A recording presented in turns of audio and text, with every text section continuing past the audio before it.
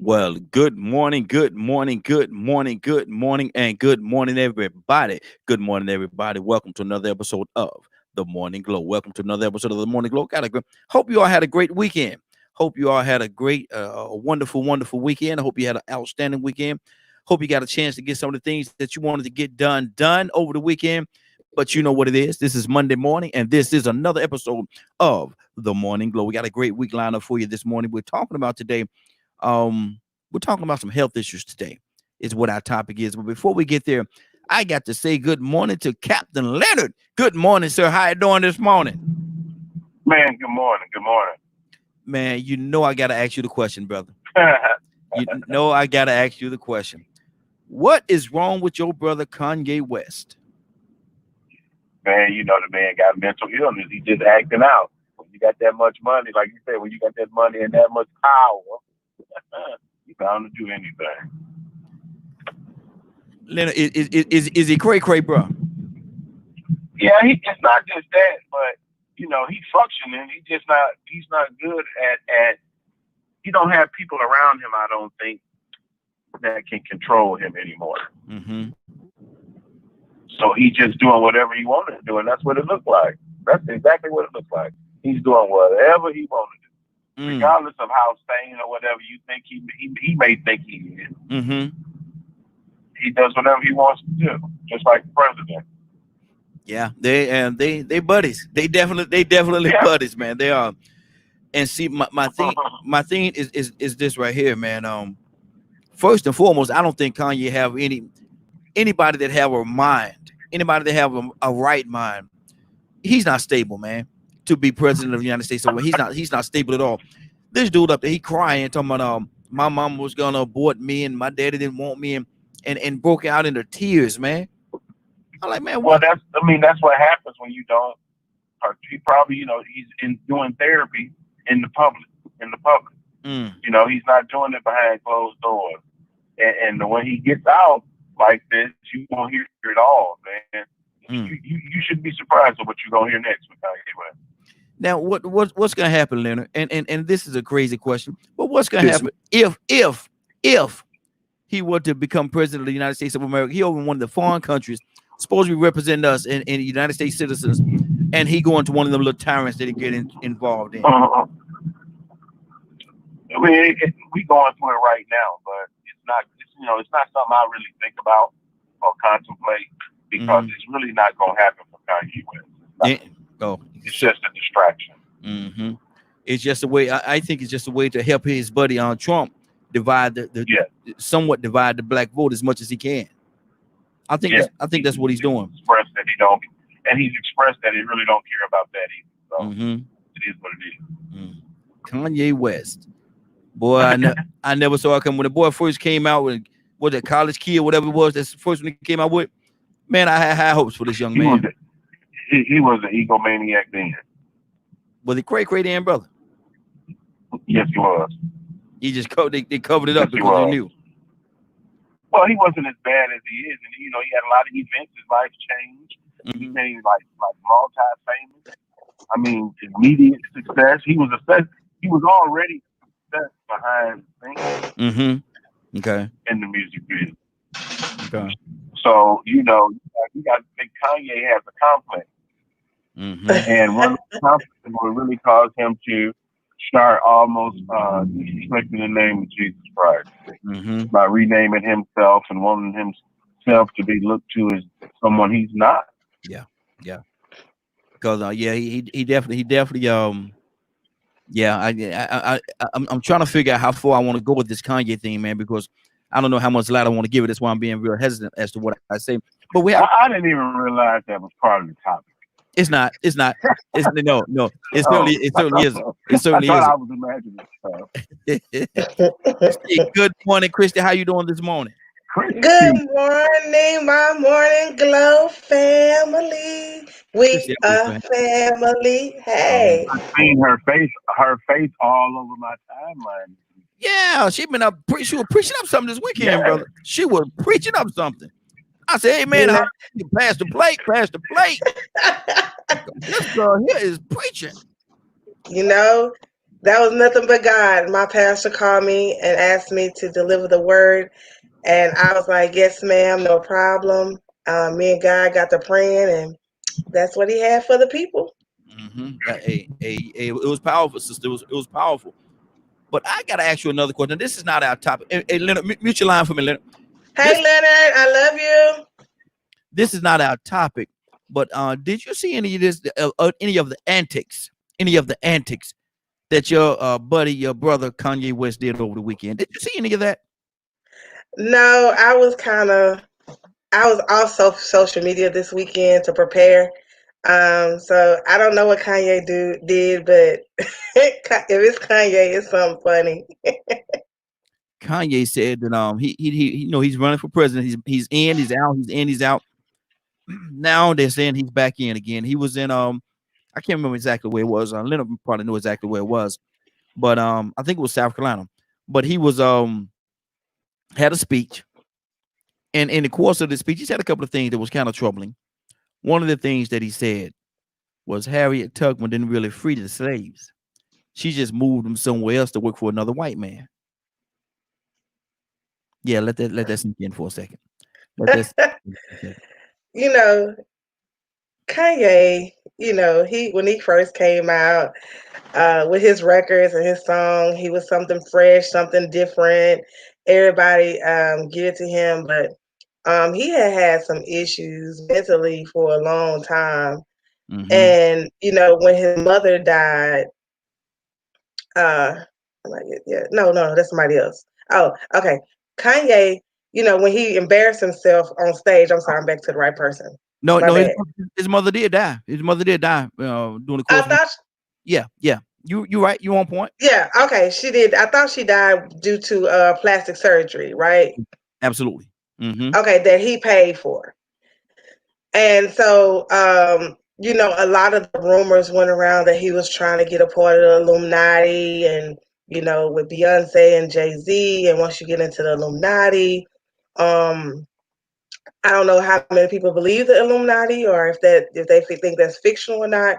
But that's what was said, that you have to lose someone and join the Illuminati, and a series of things that you have to do in order to become a member of the Illuminati thing. So nothing surprised me with Kanye because of who he is.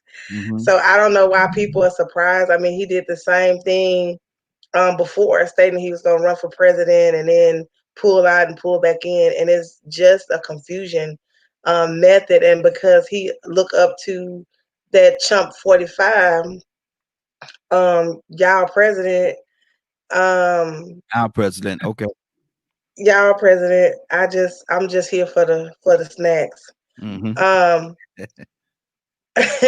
But so he supports him fully, and his views are that of a Hollywood star because their lives are different. They don't have the life that we have, so their views are different. He might like 45 because 45 embezzle money to make them richer. So if I was a superstar with money and I was in a certain tax bracket, I love Trump too. Probably. I don't know about that, but probably. And I want to, and again, this is not our topic. This is not our topic for today. We got another topic, but we had to touch on this. So if anybody out there have any ideas or thoughts, we got quite a few people that's listening. Give us a call, 678-381-1973, 678-381-1973. One more go again, 678-381-1973. Give us a call. Tell us what you think about this whole Kanye West situation. He up there crying, talking about, his mother was going to abort him as a baby. And then he's talking about Kim wanted to abort their baby. And now, man, you're getting too personal, brother. Leonard, I think he's getting too personal when he start going. That's too personal, man. What do you say to that, Leonard? Well, I told you what you're doing. He's screaming out therapy stuff in public. That's what he's doing. All his feelings and emotions, he will give to you. Mm-hmm. That's what he does as an artist. So I don't see why you think he would be able to curb himself this way, especially with mental illness going on. Yeah. Go get my sausages. He can't help it. He really can't. Mm-hmm. You gonna bring all of some sausage? I gotta have that down home sausage. I gotta get my breakfast ready for the COVID-19 job I do. She thought she was wishing, go get my sauce. Oh, we heard all of that. We heard all of that. Yeah, I gotta heat that up for my breakfast. And look at your breakfast. Got you. I heard you. And that's a good way to segue into what we're going to talk about today. And we touched on this a long time ago. Leonard might remember, but we didn't really. I think it was a way on Wednesday, but we didn't dub into it like I really wanted to. And so what we're talking about today is your table, your death. Your table, your death. Are we really mindful? Are we really careful as to what we eat? Are we do we care what in this day and time? Do we care what we eat? The drug, what they call it, the drug administrator, whoever it is, the food, whoever it is that does that thing. Are they putting the best things on our tables, the best quality of food on our table, so that we can sustain a certain walk of life, or are they killing us in the things that we're eating? Chrissy, you're in the medical field. How comfortable are you with the food that's on our tables today? Right now, I'm pretty, confident in the food right now. But it's gonna come a time to where you're not gonna be able to be confident in it. That's why if you look at the New World Order, or you look at or read the Bible, or you see there's a time coming where you're gonna have to take the mark of the beast to get good food, or you're gonna have to grow your own. So that's why I appreciated our former First Lady, Michelle Obama, because that was one thing that she wanted to do, was to make sure our food was good, not only for ourselves but in education for our children. And she had got so many slacks for that, because a lot of us don't want to eat right. A lot of us don't want to talk about eating proportionally. A lot of us don't want to talk about the healthy style of eating. I know I don't like to hear the stuff either, but I do follow um, enough to keep me healthy. I eat a snack here or there, but at the same time, we have to learn that even with this COVID-19, in learning it's all in the meats that we eat, and the impurities of the food that we eat. And like I always say, if you want to take out a nation, poison their water and their food, and you will have them. And if you want to get out of, if you poison their food with whatever, you can definitely rule the nation that you're seeking for. So we do have to be careful. We have to be mindful. And, that's why, like I said, a lot of people growing gardens now. You better get you some chickens. If you like some chickens, you better become vegan. If you don't, it's things that's going to come into place later. But as of right now, everything is okay. Now, Christy, what about, and I definitely want to go to Leonard as well, but what about all the pesticides and different things that they're putting in the foods right now that we're eating, the steroids that they're adding to the food? Because back in the day, the kids didn't look like they look now. And go ahead. That's going to be the responsibility of the buyer. You can buy organic meats and you can buy organic foods, but here's the catch: those foods cost way more than the food. Because I know for me, when I shop, I like I use ground turkey a lot, and if I do get ground meat, I get the leanest ground meat. And those meats cost more. If you look at the comparison of buying an organic chicken to a regular chicken, the price is almost doubled. Even with your organic vegetables, you can get vegetables that are organic or cage-free eggs and different things like that. So with our African American society, and I'm only just speaking of those that I know of, not everybody falls in this, but majority of our African American people can't afford to eat a healthy lifestyle because it is quite expensive. I think if you have 4 and 5 kids alongside you and your husband, you're trying to cook a meal that's going to get you full. You're going to try to cook a meal that's going to get you full quickest. And that's usually a lot of carbs, a lot of rice, a lot of corn, so a lot of our meals are incorporated that way to casseroles and different things to fill a big family. So I know how much my food bill done increased since I've done organic, but it's worth it. Your skin looks better. You feel better. Even with diabetes or high blood pressure, you seem to, like I say, seasons can heal. Turmeric is one of the seasons I put in almost all my food, and it regulates blood pressure. I mean, you can use cayenne pepper when you don't feel like you're congested. Cayenne pepper will relieve you. So it's a lot of seasonings and things that we can do to heal our bodies. Pink salt, Himalaya salt. I mean, it's a lot of seasons that you can use that really does heal. But see, even in what you just said, you say a lot of people can't afford it, and because it's so much, it's so very expensive to get the foods that are quote unquote good for you. And if a lot of people can't afford it, are we in essence eating ourselves to death? Because I know there's a lot of foods that we put on our table here in America that other countries don't even allow people to consume. But here in America, they say, go ahead, eat it. It's okay. It passes. It passed the Food Administration, and before you know it, it's on the plates, and people are eating it. Are we really? Are we to a certain degree eating ourselves to death? And I would say yes. Minister Louis Farrakhan and had a not Louis Farrakhan, but Muhammad had a book called "Eat to Live, Not Eat to Die." Yeah, Elijah Muhammad. Elijah Muhammad, and I read that book as How to Eat to Live. That's what it was. Yeah, How to Eat to Live. And when I read that book, and I actually did read it, I was in college actually, and the first day I read that book, I remember I had just went to the store and filled my college dorm room up with food. And it was a lot of ham and cheese. Y'all know the romaine noodles. Y'all know that college lifestyle eating. Exactly. And when I read that book, I threw all my ham in the trash. Because I did the experiment. The experiment where you pour the water on it and then put it in the refrigerator, and you just wait in the refrigerator, and then like all the little worms and stuff started coming. I was like, So yeah, the trichinosis. So it really gets you to understand that we have to be, we have to look for ourselves, and not everyone that's. I know a lot of people don't want to listen to Elijah Muhammad of Minister Farrakhan because they're Muslims, but sometimes you can get knowledge from anywhere. Yeah. And that was some knowledge, just because you read the book doesn't mean you go into the religion, because we are a Christian broadcast. But I really respect those brothers and sisters because they do talk about doing your own garden, getting your own food, and putting out books on what food is good for you. For the longest I used to eat pork crazy.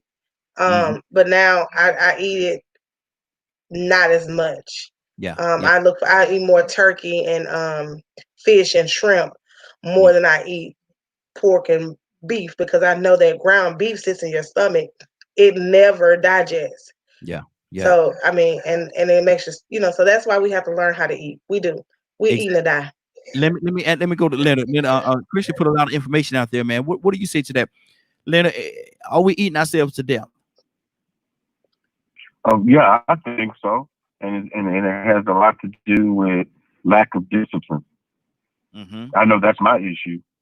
I've switched a lot of what I've eaten. I haven't eaten beef or pork in 25 years or so. So praise God. I've been had to stop eating that, and I stopped eating chicken about 4 years. It'll be 4 years on August 2nd. So then I stopped eating chicken.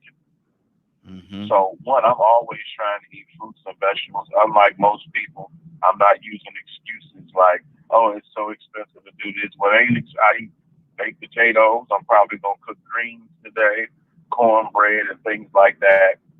To what closer to what our older people used to eat. Yeah. And being consistent with the diet. And definitely we have to drink more water.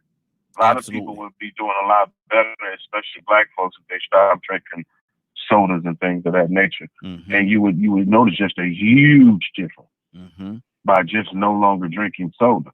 Yes, sir.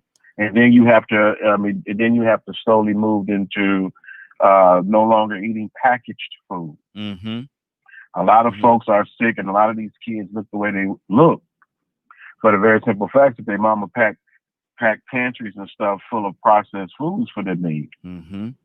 And so if you're just allowing your child to go back and forth, warming stuff up in the microwave, and the more efficient and quick things became, the more unhealthy they became. Mm-hmm.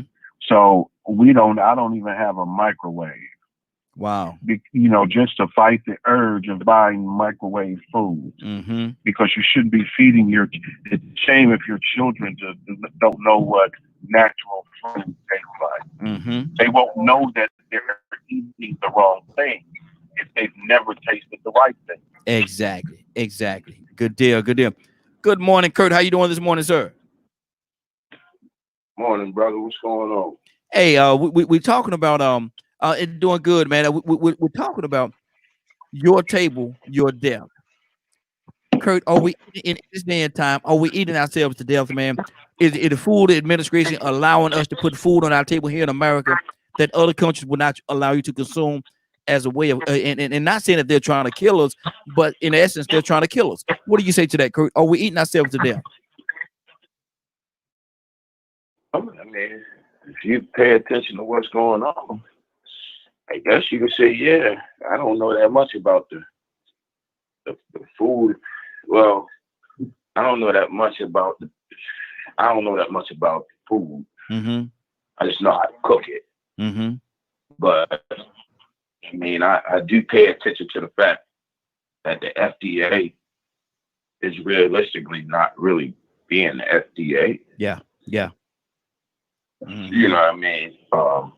I do pay attention to the fact that it seems, I was thinking about this yesterday, man. It seems like whoever has the best lobbyists and the best, whoever has the greatest amount of money mm-hmm. gets the greatest amount of leniency.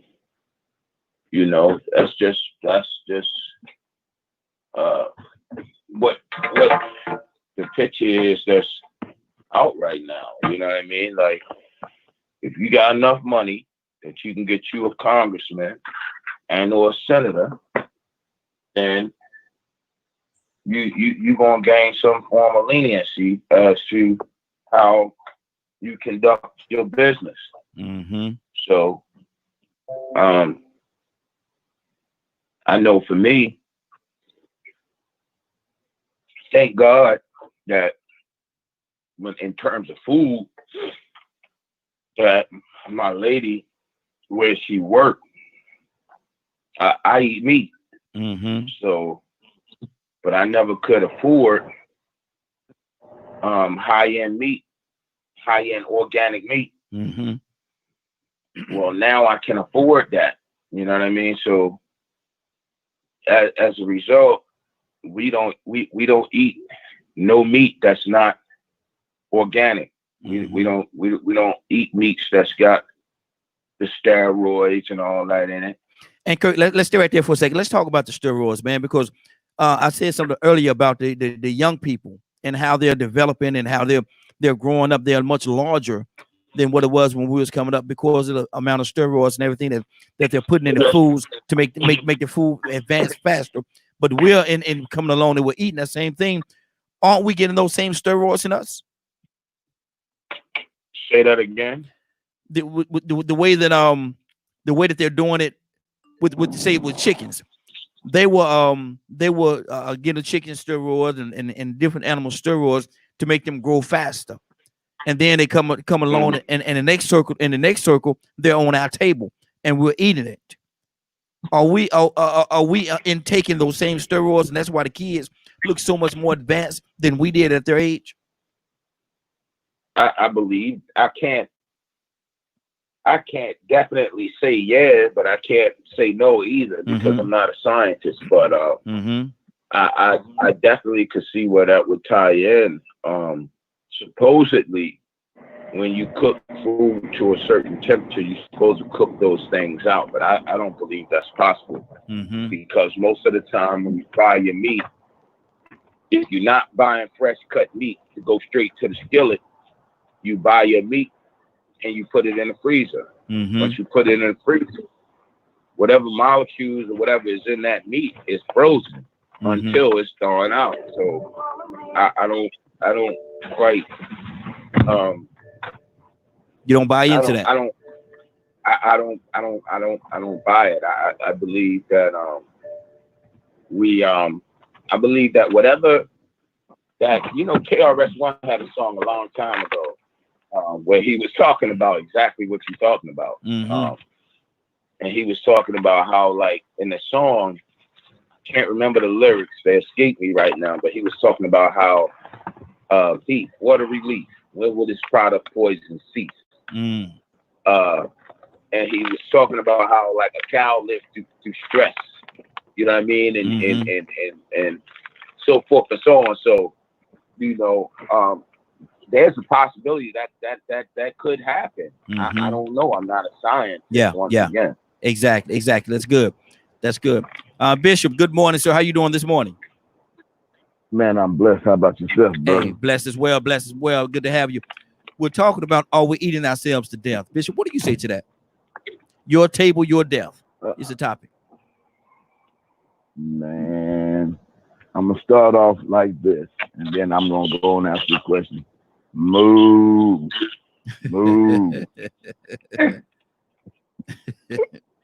Okay. I went to Longhorn yesterday, and I ordered the biggest steak that they had. I love me some steak.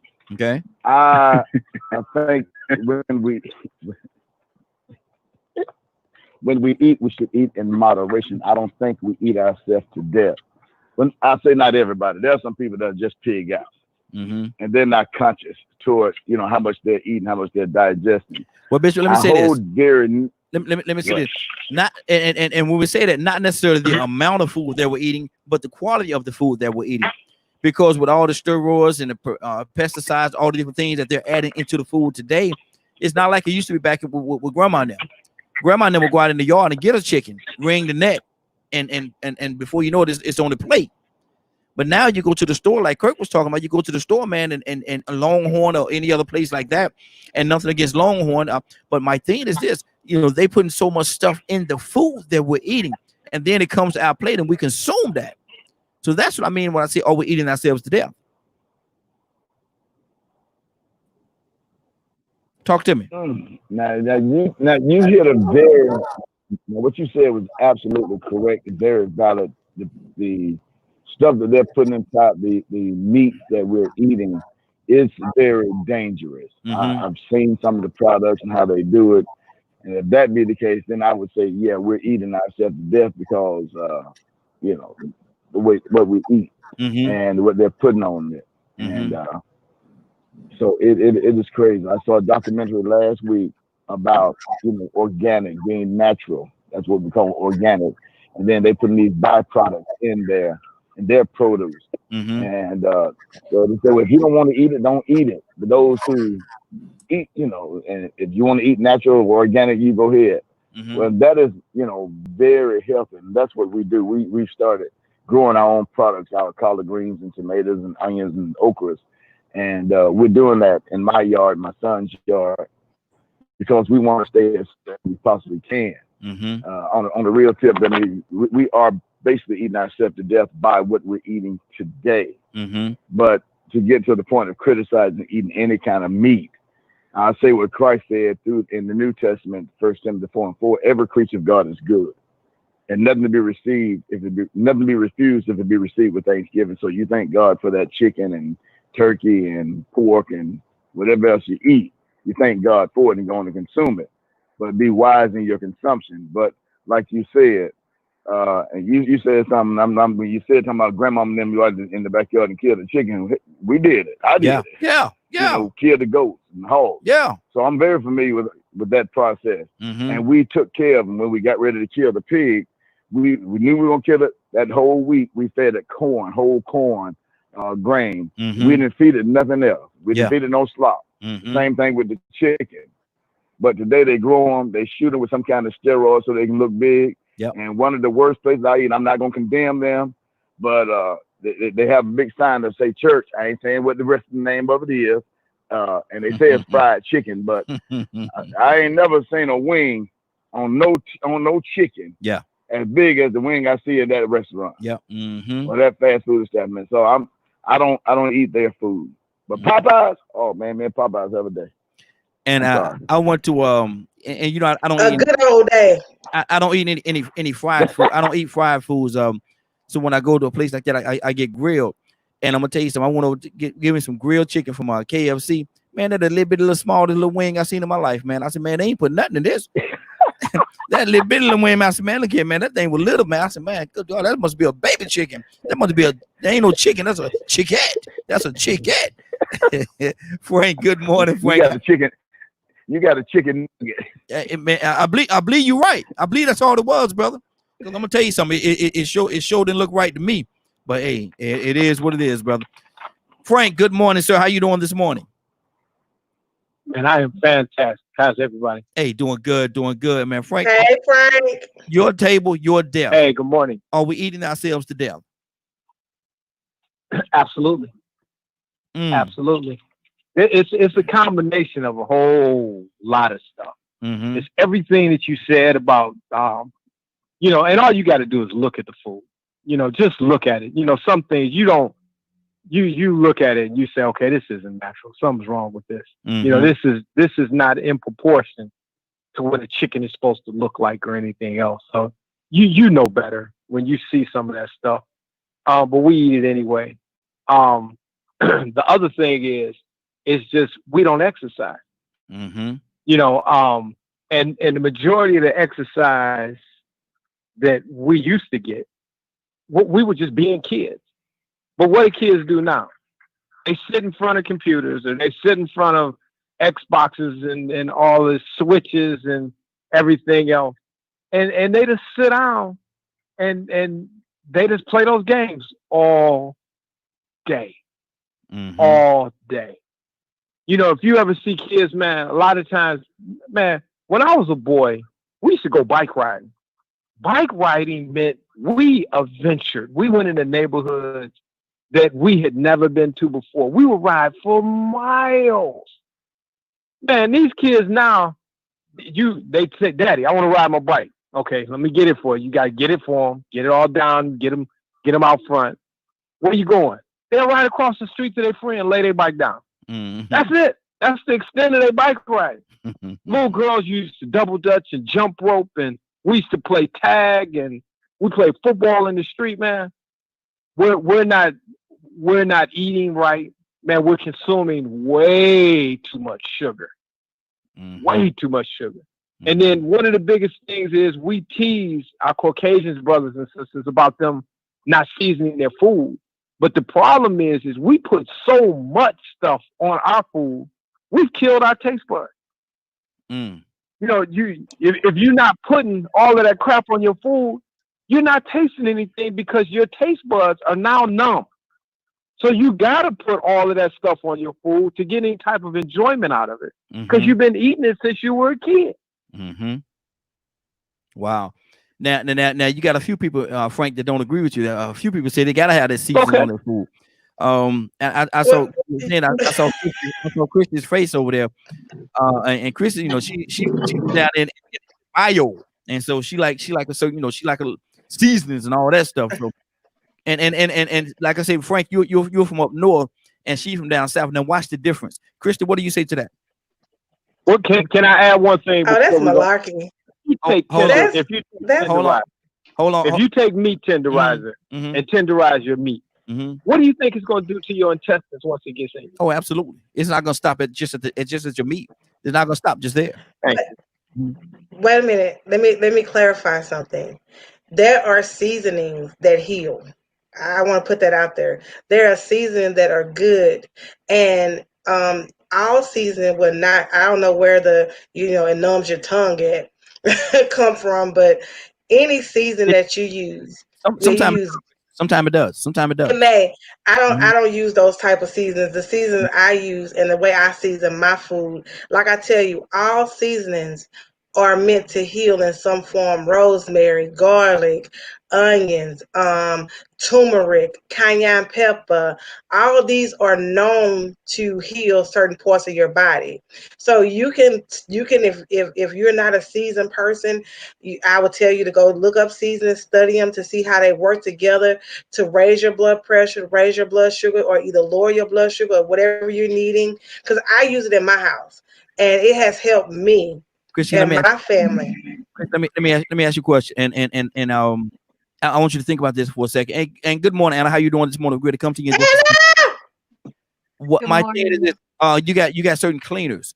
You have Clorox, you have Clorox, you have Lysol, you have all the different cleaners that's supposed to clean, and their job is to clean the house or whatever you're trying to clean.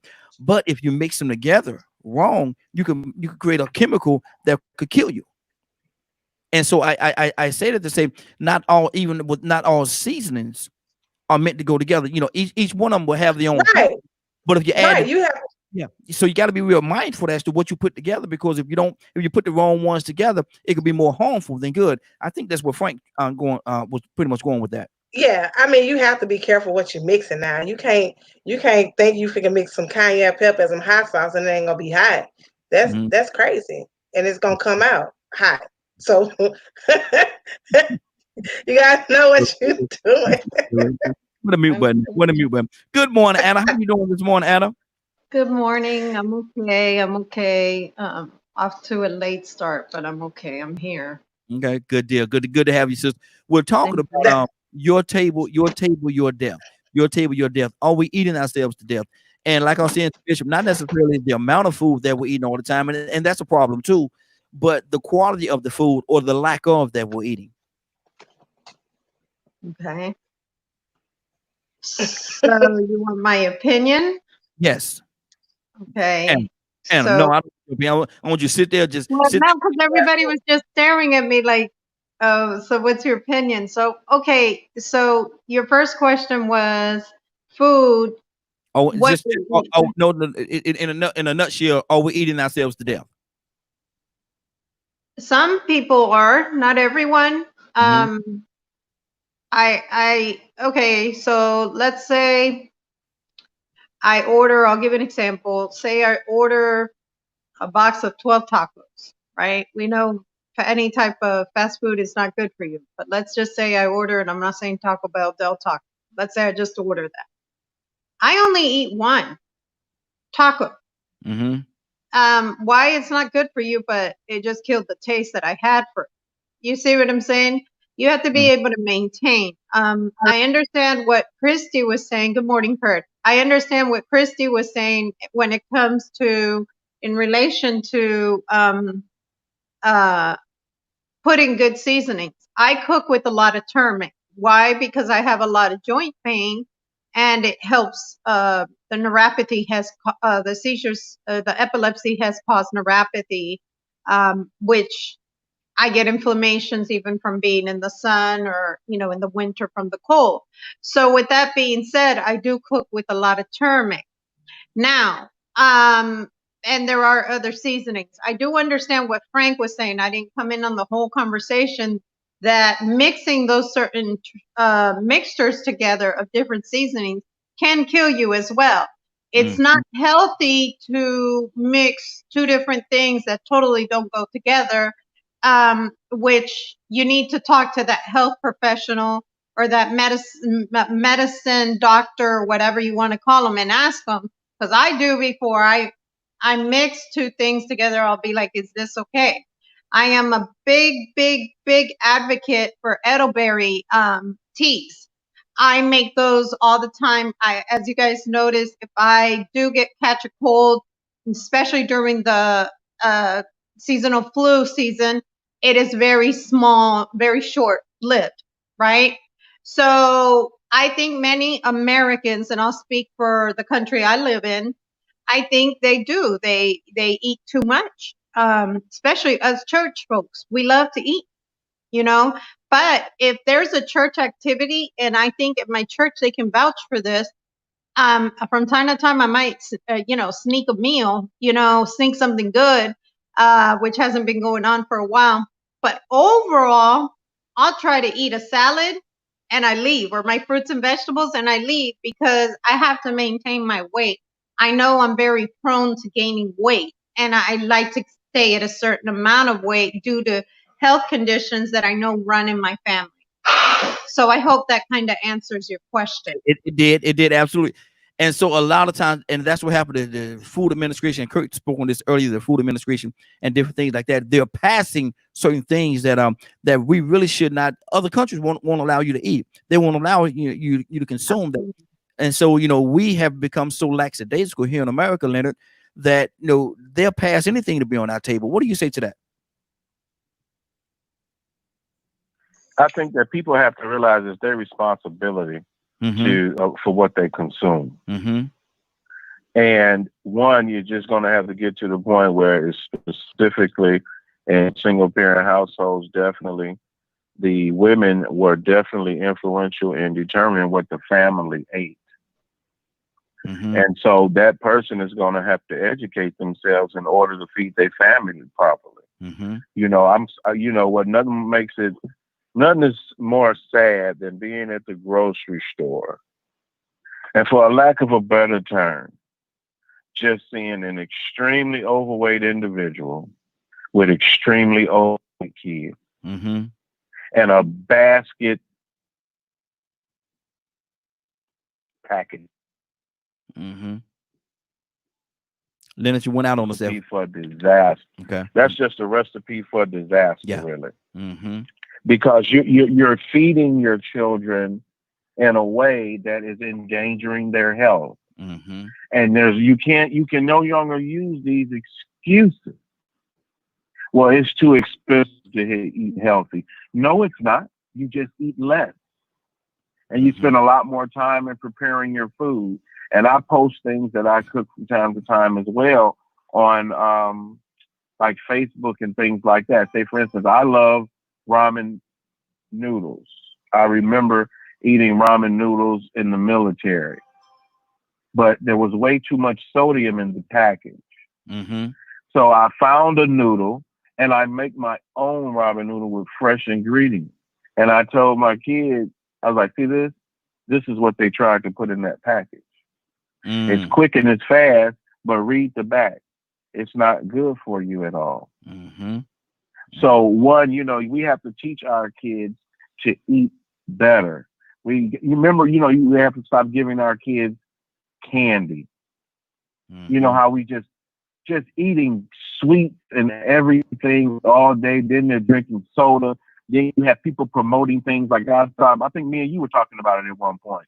And I was like, okay, why would you give a person that just bought a donut a free soda with a freaking donut? Who in their right mind believes that is good to consume? I would rather people just say that they have bad habits or they can't control themselves than blame it on somebody else. And we gotta do better at cooking. Go ahead, Leonard. Yeah, you on to something. Go ahead. It's like the bishop. It's like Bishop was saying, and how they're raising their own produce and things like that, and we can ease into that. Or like, say for instance, I pulled up and was sharing information with a friend of mine about local black markets and finding which day are those. And my friend also, he has fresh vegetables. Like, I guess there's a collective that deliver fresh produce to him, just like these new meal plans where people deliver the food to. Has a connection with a fresh produce collective that delivers fresh produce to him. So it's lots of different things that we can do, but what we're going to have to do is we're going to have to decrease the things that we're eating, and we can't eat as much. Like, say for instance, I notice, sometimes I'll be chewing the whole time I'm awake. Come on, man, we can't do that. We sitting in front of computers and things like that, just shoving food in our mouth.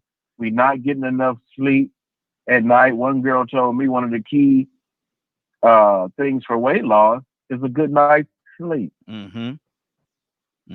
Exactly. So think about how many people don't even get 5 hours of sleep. Not even 5. Not to mention when you should be getting 7. That was me. That was me for a long time, brother. Three hours here. It's a bad habit. Yeah. I said, man, 3 hours here now. Now my wife, she picking me because I take a nap in the middle of the day. Now I take a nap. I go home. I take a nap, brother. Let me tell you something. Oh, you know me. I sleep. I probably get more sleep during the day than at night. Yeah, absolutely, absolutely. And stay and pretty much stay up all night long working. Go ahead, Christy.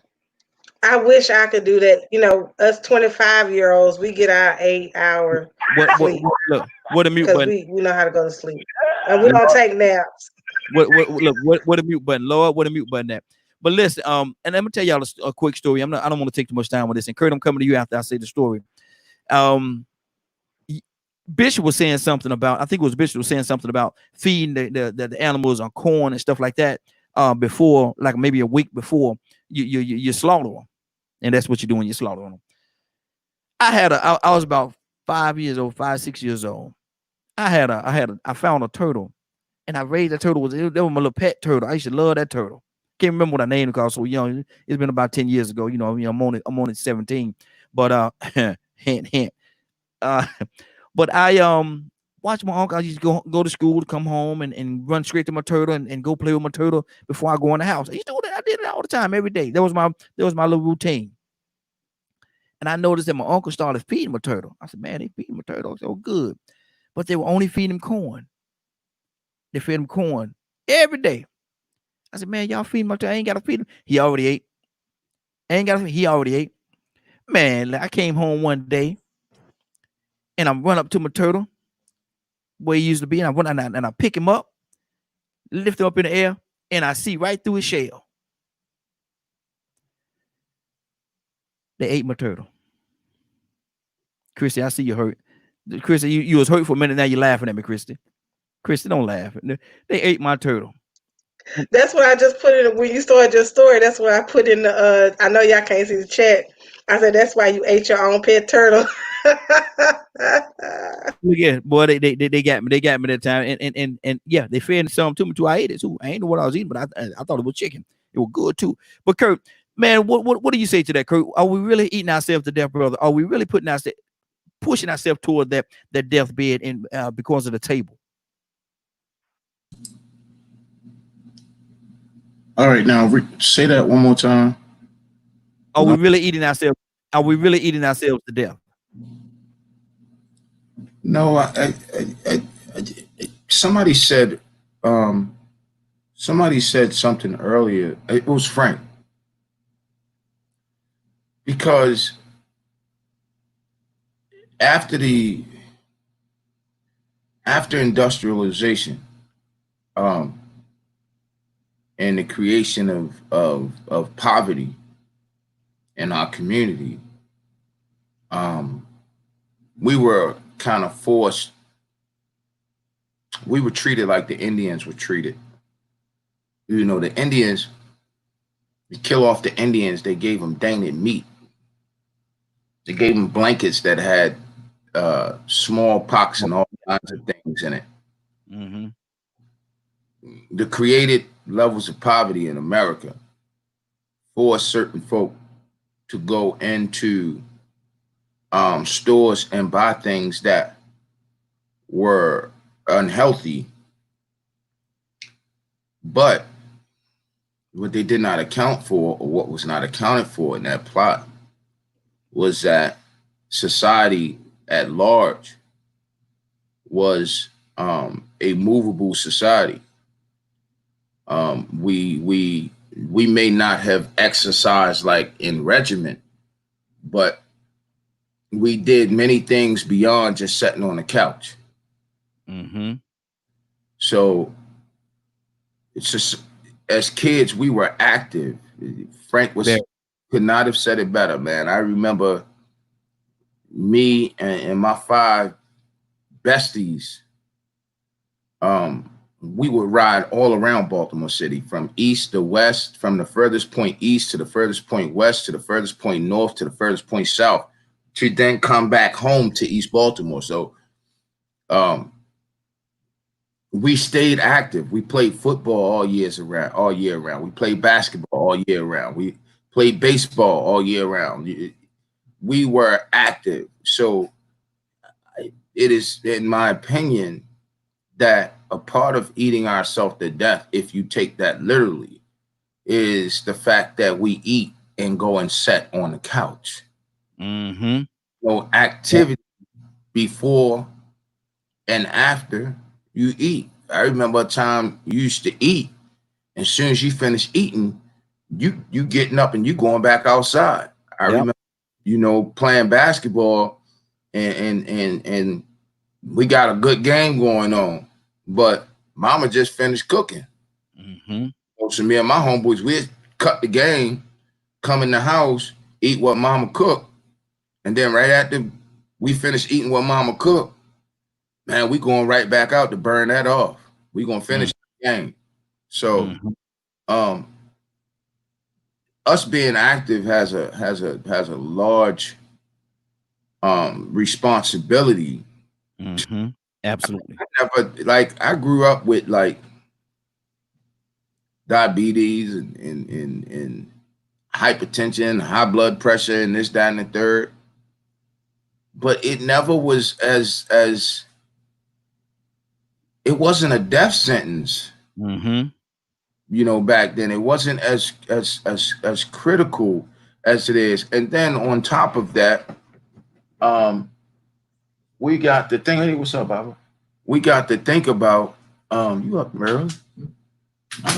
That's right. We got to think about the simple fact that, you know, Raheem, when you have a leader whose only concern is the dollar bill, see, it's the worst thing about having a so-called businessman as your president. Because if he operates his business without a conscience, his only idea is to make money. Mm-hmm. The truth of the matter is, from the first day, from January 21st of 2016, this man has disbanded. The FDA ain't even getting funded like they used to get funded. Mm-hmm. Regulations that was on the books that dictated, for example, I'll just pull something out the air. No red dye in foods. Let's just say that was on the books. He pulled that out. He pulled that regulation off the books. So now you got coal companies that was being regulated because they was putting a whole lot of O2 in the air, and companies that was putting different stuff in food and coming out with these what they call them diet pills, what they call them, instead of calling them diet pills, they give them a professional name, but it's not too far out there to where people will get alarmed. But dietary supplements, they call dietary supplements. Well, if you need some of these bottles, yeah, it's almost like you taking a pill of nitrous oxide.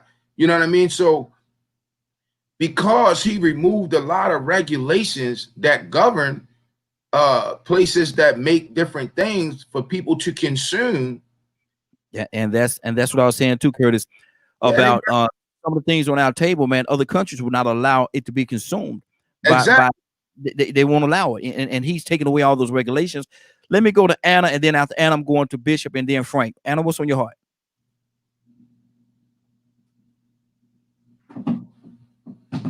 Anna, you muted. Kurt, you made a lot of really good points there. I want to start off with the regulations being done in other countries. There's things that are also accepted in other countries that will never be accepted here. Whether it's good or it's bad, it is accepted and it's okay, proven by whoever they have in their country. I'm sure it's not the FDA. So I think it's just something that, and I've been fortunate enough to have this conversation with Leonard. Call at this moment. Go ahead. I've been fortunate enough to have this conversation with Leonard about things that you put in your system and stuff like that. I think it's just a matter of who you are as a parent. You should be responsible enough to tell your child, you cannot eat this all week long because it's going to have you blow up. It's going to cause other health conditions. that should not be caused because of the way you're eating. I try to, since my children were very young, they were able to sit on a table. People would actually ask me, how do you get your child to eat a salad, fruits and vegetables? And I tell them, well, I would give them this since they were babies before they were sitting on the table. So to this day, they like eating fruits and vegetables and salads. It's not very hard to get that implemented within your household. I don't understand how people say, I can't get them to do this.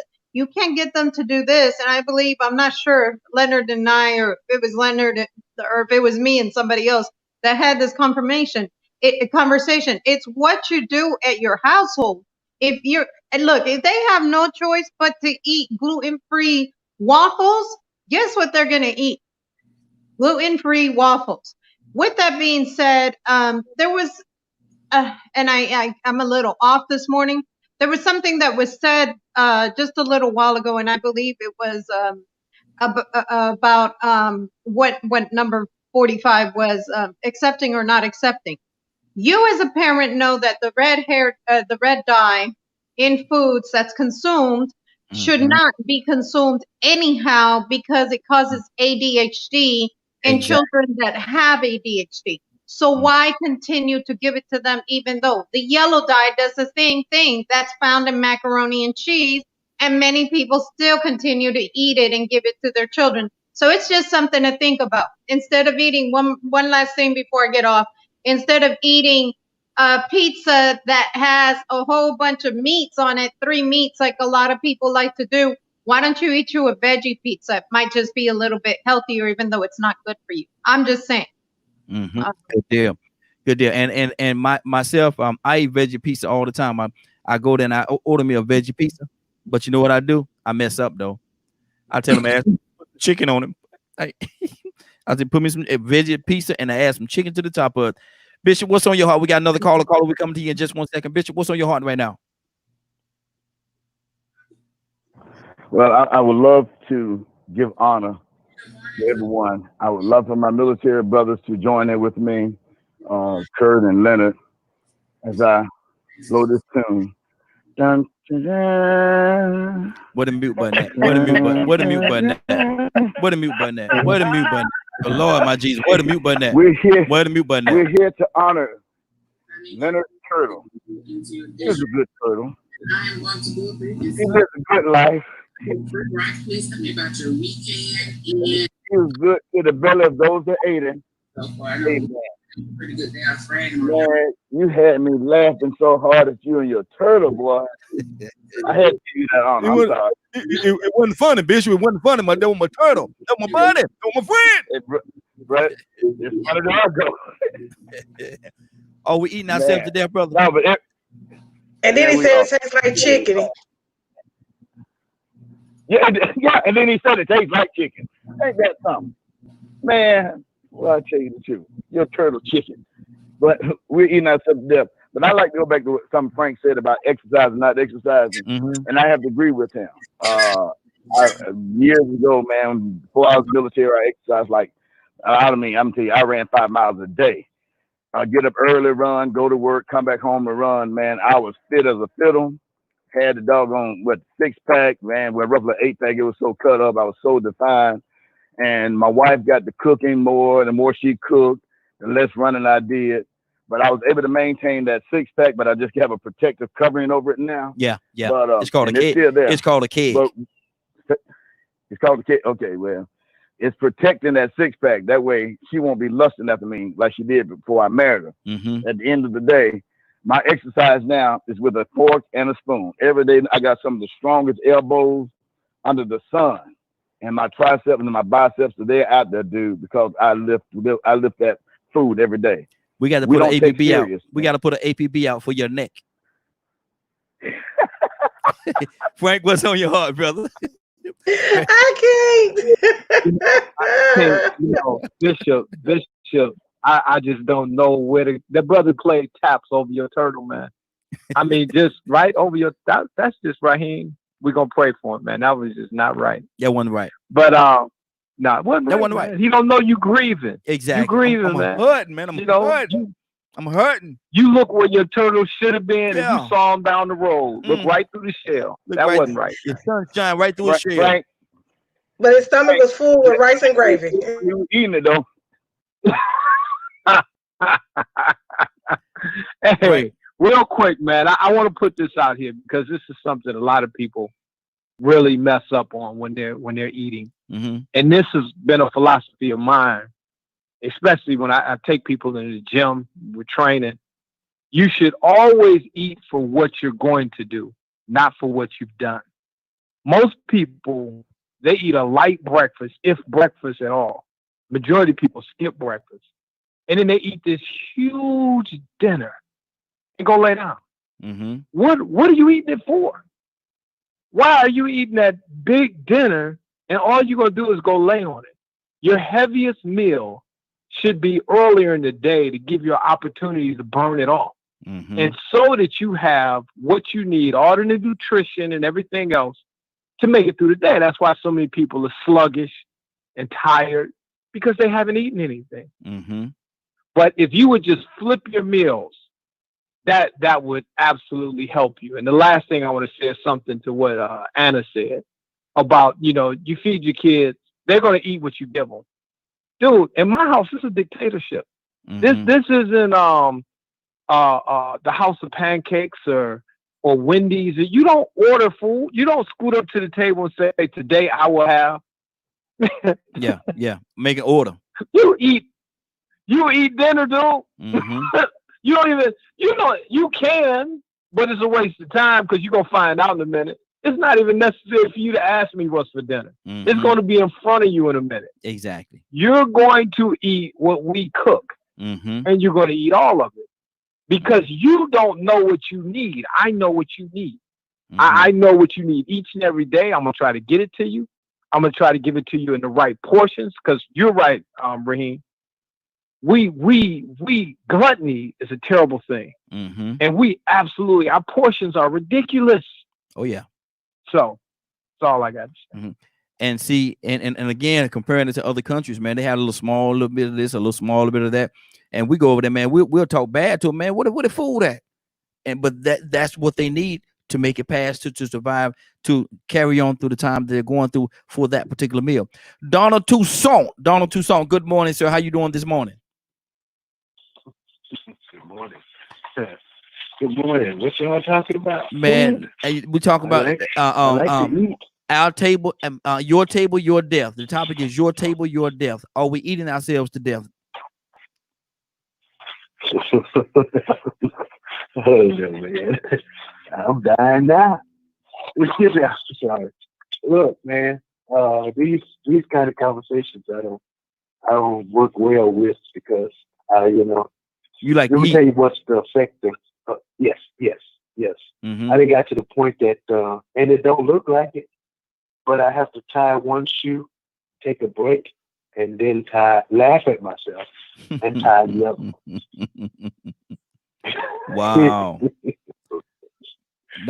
Good. And another thing, I don't mean no harm to my brothers, but I cannot ever because of pork chops.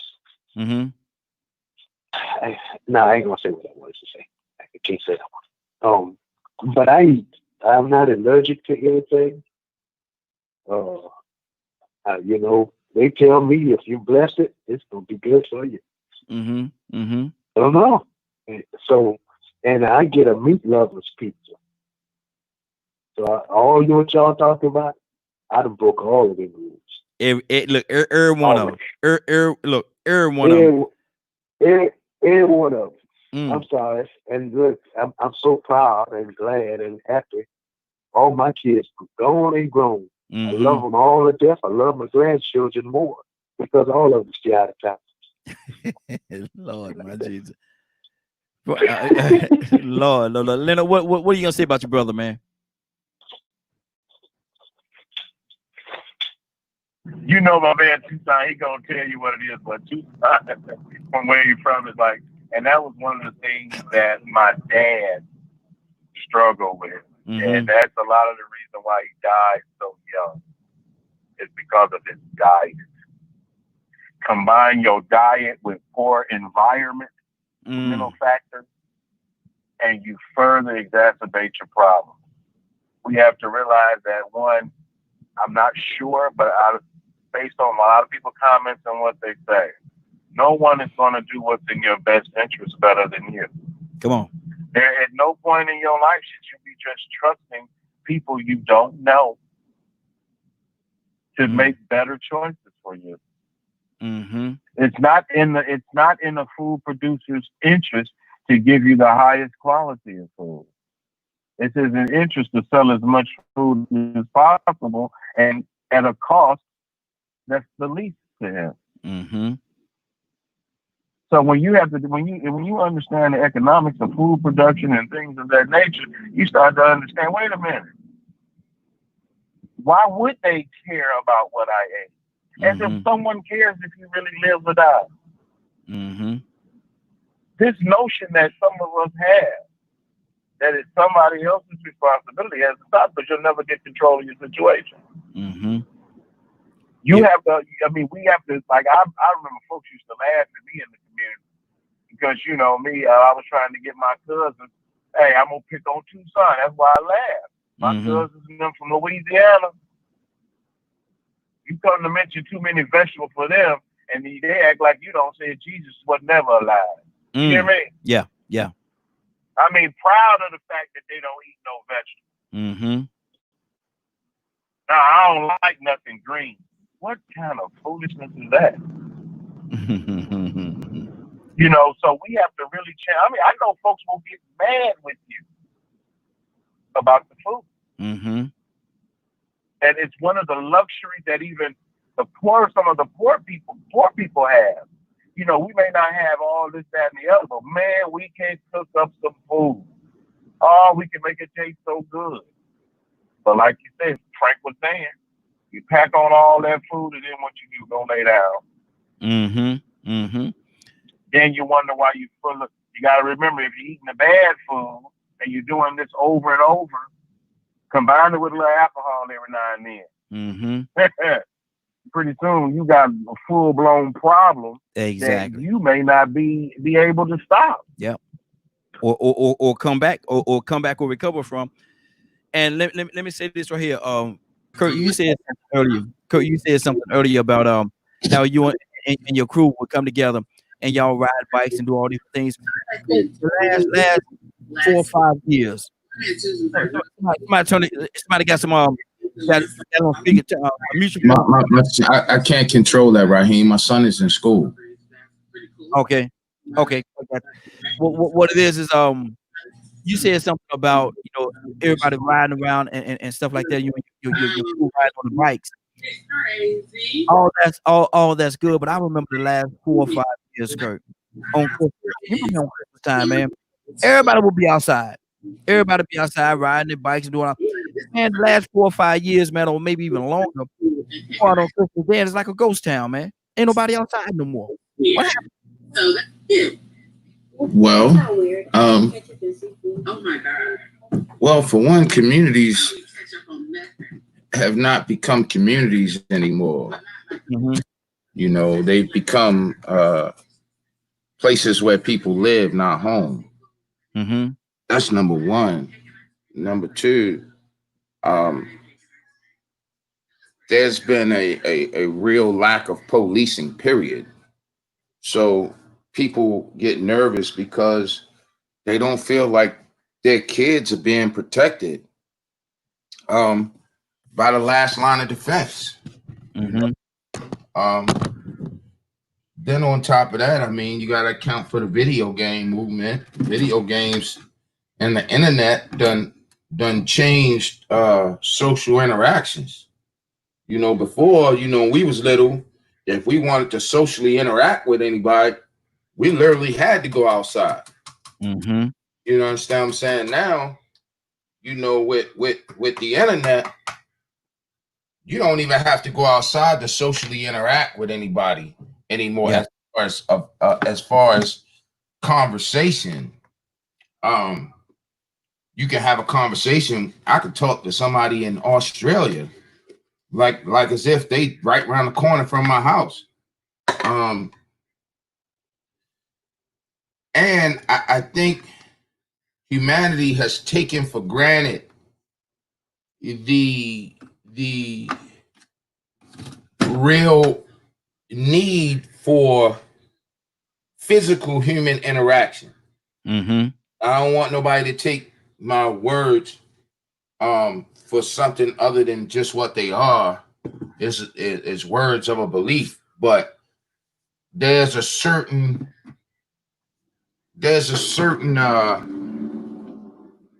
I forget what they call it in therapeutic terms, but there's a certain thing that happens when people physically interact with each other. You know what I mean? Like, although I can see you, that's one thing. Mm-hmm. The truth of the matter is I can't see nothing else that you're doing. I just see your face. I don't know what your hands are doing. I don't know who's in that room with you. You see what I'm saying? But there's something that the body, that the mind and the body gains when you physically sitting down with someone right in front of them. That it almost removes the idea that that I can shuck and or jive because I'm sitting right in front of you. Mm-hmm. I can shuck and jive all day, like, oh yeah, blah, blah, blah, and keep it moving. But one of the things I heard, and listen, I'm not one to make no excuses for nobody, you know what I'm saying? But we got to get out of this habit of giving certain entities a pass. And here's what I say. If Lord Johnny is selling drugs and Lord Joey shoots Lord Johnny, we got to get out of this habit of holding Lord Johnny accountable. Mm-hmm. You see what I'm saying? While we beating up on Lord Johnny, Lord Joey is going right by. So I'm not saying that we don't hold Lord Johnny accountable for selling drugs. Yeah, you hold him accountable for what he did. But what he did does not warrant that anybody has the right to take his life for whatever reason that is. Mm-hmm. So I understand what L Dog is saying, and I'm in big support of what he's saying. Like, yo, we got to be accountable. But all at the same time, accountable to what? If we're going to hold ourselves accountable, then it's my thought that the same measurement or the same accountability should be held to those who put out information that does not aid and assist the people at large. Mm-hmm. It's like the malt liquor movement. You know, when they this malt liquor movement, malt liquor went straight to the hood. Mm-hmm. Yeah, it went straight to the hood. Mm-hmm. Liquors went straight to the. I think we had this conversation before one Black Friday, where I remember when Top Shelf was called Top Shelf for a reason. It never sat down low. Yeah. Everything you had down low was just it was gut busting stuff. Stuff you into an alcoholic. So I think the accountability thing is a twofold thing. Now, if you really into capitalism, then you will understand that if you're a capitalist and it's about the dollar and you just looking at it strictly from the dollar, then you still have to understand that you have a responsibility to the people for which you service. Mm-hmm.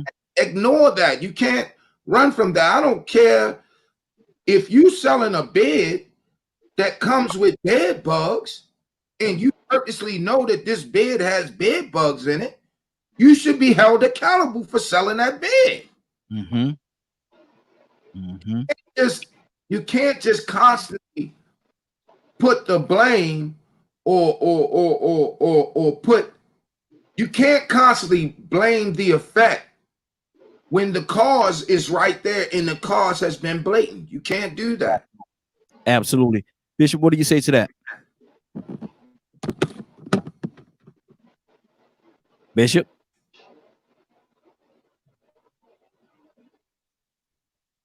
I think we might have lost Bishop. Bishop, unmute your phone. Yeah, got to get that mute button. Yeah, Kurt just said a mouthful, and individuals have to take responsibility. That's something I tell people a lot of times, whether it be you having a weight problem, you know you're diabetic, you know you have hypertension, you already know these problems. Why are you adding on to the problems of creating a worse scenario for yourself as it relates to eating unhealthy or not properly maintaining your physical attributes? You have to focus on your needs and what's going to be best for you. I'm a stickler about certain things. I don't eat everything. I honestly don't. I'm particular. You said something about the spices and all the stuff you put in your food. I like my food to be seasoned. I don't like it over seasoned. I don't like spicy food, period. And sometimes, you know, somebody to fix something, they know I don't like peppers in my food, and they'll deliberately put it in there like they're gonna make me eat it. And if I taste it, then it sits there on the plate because I won't eat it. People have to be accountable for their own health and well-being. And I don't need the government to implement me, to tell me, don't eat this. I don't drink sodas and donuts. Mm-hmm. If I get a donut, I'm gonna drink water. I barely drink sodas as it is. But people have to be conscious. And the topic today is very vital for people to understand. Are you eating yourself to death? What does that mean? What does that look like? It's a very simple question, easily answered. Do you take pride in your well-being? Your body is a vessel, and you ought to honor your vessel. And I don't need to be the one to tell you. You ought to know. If it don't look good on you, don't wear it. If it don't make you feel good, don't eat no full 9-course meal and then get yourself into bed. And here's the bad part about it. You don't even brush your teeth before you go to bed. Come on now. You go to bed with all that food in your teeth and think your wife gonna kiss you when you make up in the morning. Your breath smells just like, may the Lord bless you. May heaven smile upon you. Absolutely. And I see that face you making. What's on your heart right now? Well, what Bishop is saying, I couldn't agree more. I'm another one. Although there's that stereotype. Anna wears it on her face. Anna wears it on her face, boy. She can't. Either she feel a certain way. Her face gonna tell you what she think. Go ahead. Yeah, I'm really working on that too. Because you know, to each their own. If you like eating the spicy stuff, it's supposed to be good for your system as well. I can't eat it, and I won't eat it. You know, and if you eat certain foods and, you know, it makes your breath smell a certain way, I can't hide it. I'm like, you know, go brush your teeth or go take a mint or something. You know, it's not cool. So, you know, he's absolutely right when he says that, but I will tell you guys, and I say this a lot, I go to an area that's, herb shops that is predominantly people of color. And I'll tell you, I see them jam-packed. And that's just a wonderful thing, because I see that we're more learning to be more subconscious of what we put into our system. It's not to say, y'all, look, I'm Rican. We love to eat pork. We love pork. However, I'm learning to steer away from all of that, you know, because it's not good for you. You know, genetically, on both sides of my family, heart issues occur. So you know what? Why should I eat all of this? And all these different seasonings that we just love to put in our foods, I've cut back in half, you know, slowly but surely. And, you know, the children have noticed, okay, wait a minute, it doesn't taste, but it's good. I can still eat it. And that's what we need to learn. And props to Bishop, man, because he's absolutely right. You know, you don't want to go to sleep just with all this heaviness, and you know, then you wake up and your breath smells like dinosaur was in there, and just disgusting. You know, I'm just keeping it real. That, you see that face you made? That's exactly what I was thinking when he said that, because I was like, that's gross, you know. And I don't care if we're married or not married. Well, we're married because this is a gospel station. We're married. You should not be waking up with halitosis breath. You should be brushing your teeth before you go to bed and cleansing out your system. I've talked to Leonard about this. If you guys want to know a mucus cleanse for your body that makes that not happen and stuff not get stuck in your digestive system, let me know and I'll show you how to do it. You'll thank me a million times because internally it will be cleansed out and you will be like, I didn't know I had all of that in my body. And it'll make you change the way you eat. And that's actually where I was about to go to. Let me go to Tucson. Tucson, I know you say you like to eat everything. You know, you say you like to eat. Unmute your phone when I'm coming to this, Tucson. You say you like to eat and you have no regards. You know, this is what I am. I like to eat. I'm gonna eat. That's what it is. How often is it, or how regular should you cleanse laxative or something like that? How often should you try to clean your system out, Tucson? Is there a window? Is there a certain amount of time? You know, every at least once a month, Mm-hmm. I have to do something to kind of, you know, do the detox or whatever you can. Because don't be. I hear it. You know what I said.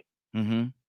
But we don't have to be foolish in our eating, even if we eat what we want to eat. Because the body gonna tell on you. Yeah. That you know how you say you are what you eat. Mm-hmm. You start looking like macaroni.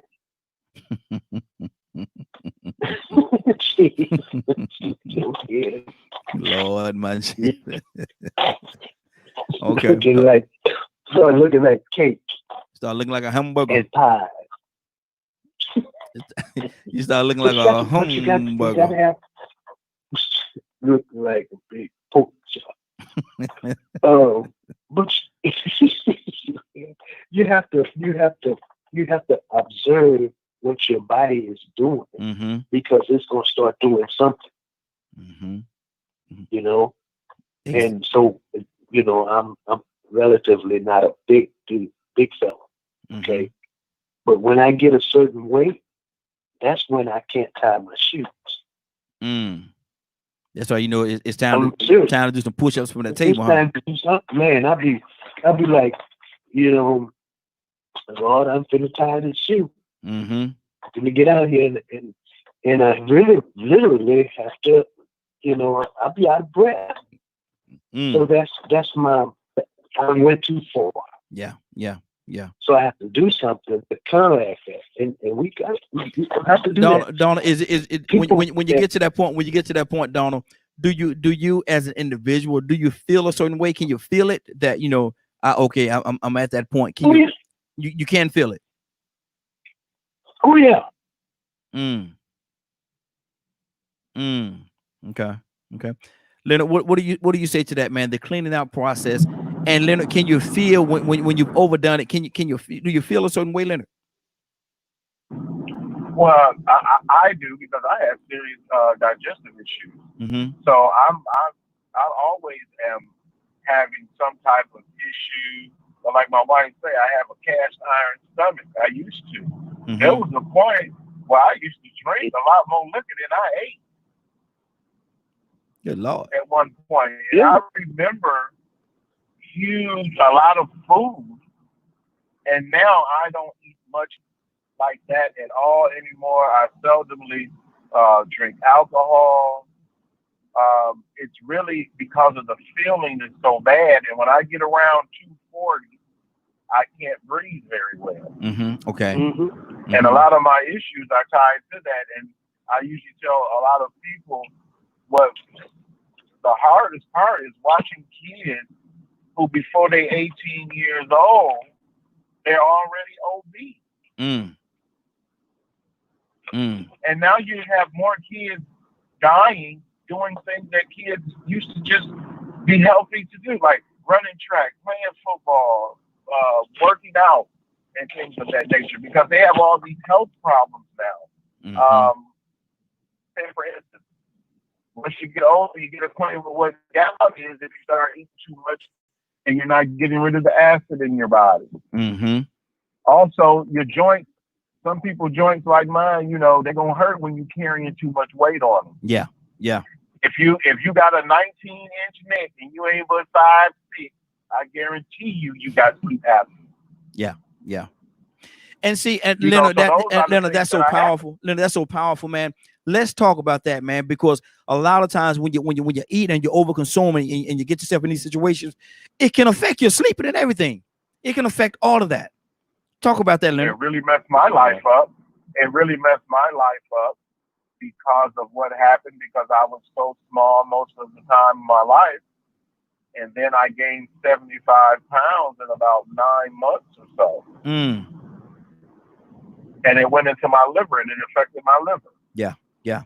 So I had to start adjusting everything in my life, because this is what also, I had to change the way I sleep on an incline. All types of things just started to happen. So it just made sense for me to get into a healthier living. And God, trust me, I have bad days and I have good days. But I think one of the reasons why I'm still alive today is because I changed a lot. And, I really pray for people who struggle with food till it affects them mentally. Yeah. Because I had a mental association with food that was absolutely ridiculous. And when you're eating to feel better, and you're eating because you ain't got nothing else going on in your life, and food is trust me, ain't nobody gonna stop you from buying as much ice cream as you want. Yeah. Ain't nobody gonna stop you from eating as much as you want. See, we accept that in our life. And it was with our family members. And when you come from people, it's the reason why Black folks dying because of the same stuff. Yep. It's because of tradition. And overeating is a pleasurable experience while you're doing it. But we're digging our graves with forks and spoons. Wow, that's powerful, Leonard. That's powerful. I was looking at my wife, looking at a lot of shows. Mute your line for me there, Leonard, if you don't mind, sir. My wife looking at a lot of shows, man, that I really don't really care too much for. But I walked in one day, and she was looking at a show called "Is My 600 Pounds Something?" I can't think of it. I guess it's on Lifetime or something like that. One of them shows. And I sit down beside her and I looked at her for a few minutes. And this individual said, it was a young lady.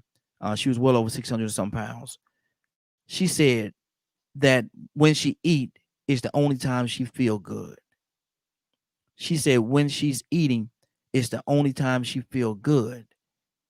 And Anna, you really have to feel for that, because only time you feel good. And she had plates and plates around her, and she said she will eat till it's all gone, but that's the only time she felt good. Anna, what's on your heart? And I need to add, Raheem. Go ahead. I'm sorry to cut you off, because there's something that goes with that. That's the same reason why people do drugs. Yeah. That's the same reason why people do everything. Come on. Yeah. Because it feels good. Exactly. I was like, wow. And I looked at my wife and I was like, wow. But the lady, you could tell she was sincere in what she said. She said, that's the only time. I'm going to Anna, then I want to touch Kurt on this, because I want to touch Kurt on because of his expertise and his background. I want to touch him on this one as well. But Anna, what do you say to that? Leonard went exactly where I was about to go. It is an addiction, such as your drug addict, such as other addicts. So you've also got to consider that this is a mental issue. Some people run to food. In case you guys have not noticed, I have fluctuation weight issues because I do like to eat. Even if it's healthy food, I might overindulge from time to time. Right now, I think I'm doing pretty good for a summer weight. I fluctuate. So right now I'm about 140, but I'll get as high as 200 pounds. I'll have some people tell me, you look better at 200 pounds than you do at 140. But guess what? 140 is even not healthy for me.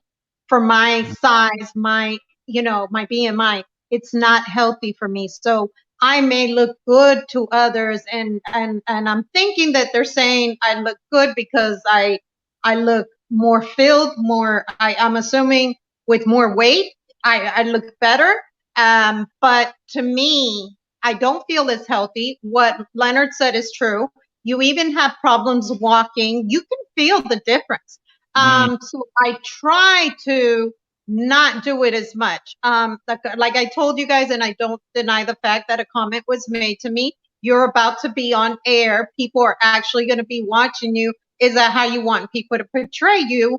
You know, and think that that's okay. You have a little too much weight for your size. Remember the camera adds, 15 to 20 pounds. And it kind of hurt my feelings, but you know what? Sometimes you do need to hear things like that to be to the reality of, you know what? I do need to lose weight. I am looking a bit big. You know, to some people, a skinnier woman or a skinnier man is not as good. Good. Me, myself, I prefer a thicker man, which isn't always healthy for that person. You know what I'm saying? So it can cause other issues within that person's health. Now, not to mention, if you're cooking all the time, breakfast, lunch, dinner, snacks, it is also going to make people lose or gain weight. It's not healthy. I had to learn to cut back and maybe just make breakfast and dinner and have you a snack such as an apple or whatever in between, because it's just not healthy. If at all possible, eat something healthier such as a salad. And if you're hungry, eat another salad or something like that, because first of all, it cleanses out your system. And I am going to put on air what it is that I use to cleanse out my mucus system. I did learn this from Dr. Sebi, and I hope I'm pronouncing that correctly because of my Spanish accent. And you guys will thank me, because once you see what comes out of your system, you'll be like, wow, why didn't I start doing this before? And it's not to say, the one thing I do have to get in the habit, and if any of you guys have a regimen, I would really appreciate it if you guys can send it to me. I am the worst person to exercise. I never had to. I never gained weight till a certain age. I never started gaining weight. I was always like 100, 108 pounds, never needed to exercise, and never even worried about what I ate. Now today, it's like, wow, okay, if I look at a French fry, I gain like 10 pounds. This is not normal, you know? So, you know, I guess you have to watch yourself too, you know? So they say when you turn 29, your metabolism changes. Yes, it totally changed. It just totally changed. Till I was 28, I was straight. Kurt, from a psychological standpoint, this young lady, well over 600 pounds, food all around her, but she said the only time she feel good is when she eat. From a therapeutic standpoint, Curtis, what does that do? Why? Why? You see the 3 squares? From a therapeutic standpoint, I would want to know why. Why is it that you feel good when you eat? And how does eating make you feel when you look at yourself? I mean, in that situation, there's some other underlying things that probably have happened in her past. And getting fat could be a defense mechanism. For example, the eating and getting overweight and obese could be a defense mechanism because someone was raping her as a child. Wow. So if I look disgusting, right? If I look disgusting, then this person won't want to rape me. I've seen that happen from time to time. I had a kid one time that would not take a shower, right? And he would not. They would not take a shower solely because when they was younger and they took a shower, their predator them in the shower, and the kid would not take a shower. Because in his mind, the minute he put soap to wash his hair, the minute he put soap on his hair, the predator would then come into the shower. And you know, so there's several reasons behind that I eat to feel good. What is it about her life that's so stressful that makes her feel bad? That's another question. As a therapist, what is it about your life that makes you feel so bad that you got to eat? But lastly, I want to throw this out here to everybody because there's been some misnomers in this whole scheme of losing weight and all of that too. I found out right before I got out of the military that chart, the weight chart. What's up, Rico? The weight chart is frackernackle bullcrap. It is bullcrap. The weight chart is designed. Okay, understand. The weight chart is not designed for the people that you have of today. The weight chart is not designed for that at all. The weight chart may want Raheem, no disrespect to you, Raheem, but that weight chart may want Raheem to be 110 pounds. But that's not healthy for his body mass and his body type. That's not even healthy for the things that he would like to enjoy actively. 110 pounds. If Raheem like to play basketball, being as though you're shorter, 110 pounds, man, you like a piece of paper trying to go inside the paint. But I found out like my last year in the military, because the military wanted me to be 182 pounds. I look like I'm suffering from some form of sickness at 182 pounds. It ain't even, I don't even look healthy at 182. I'm just saying, I'm being dead serious. You know I have to laugh. 182 pounds, I look sick. All right, now I don't know how tall Anna is, but I know if you are, I want to say 5'2", 5'2". I'm actually almost 5'4". So 5'4". I'm like, so what right do they? That chart says that they want you to be 126 pounds, something like that. 126 pounds. No, don't do that to yourself. Who the Cheerio? Don't do that to yourself. Don't. The weight chart. Here's another thing I found out, Raheem. Do you know that the weight chart does not deal with the fact that you have different cultures? That's what I was about to say. Yeah. You understand? It deals from the perspective of a Caucasian body type. It's not. You see what I'm saying? So be careful. You know, you can go. It's always been my belief, because if you start lifting weights, you're gonna gain weight anyway. You're gonna be heavy anyway. So always be within that. It's my belief to be within that 10 pound radius of what the weight chart says, because the weight chart, the weight in the food chart is off. Yeah, exactly. All of that is off. And see, and that's the thing right there. But my thing is, going back to the initial question, naturally, when a person is well over 600 pounds, regardless of how tall they are, you know, they got some work to do. They got some work to do. There's no height requirement for 600 pounds, right? You got to be almost 10 foot. You got to be a giant. Exactly. Rico, good morning, sir. How you doing this morning? Rico, can't hear you, brother. Unmute your line. Let me see. Now, do I need? There we go. Doing good. There we go. Rico, we're talking about your table, your death. Your table, your death. Here in America, brother, are we eating ourselves to death?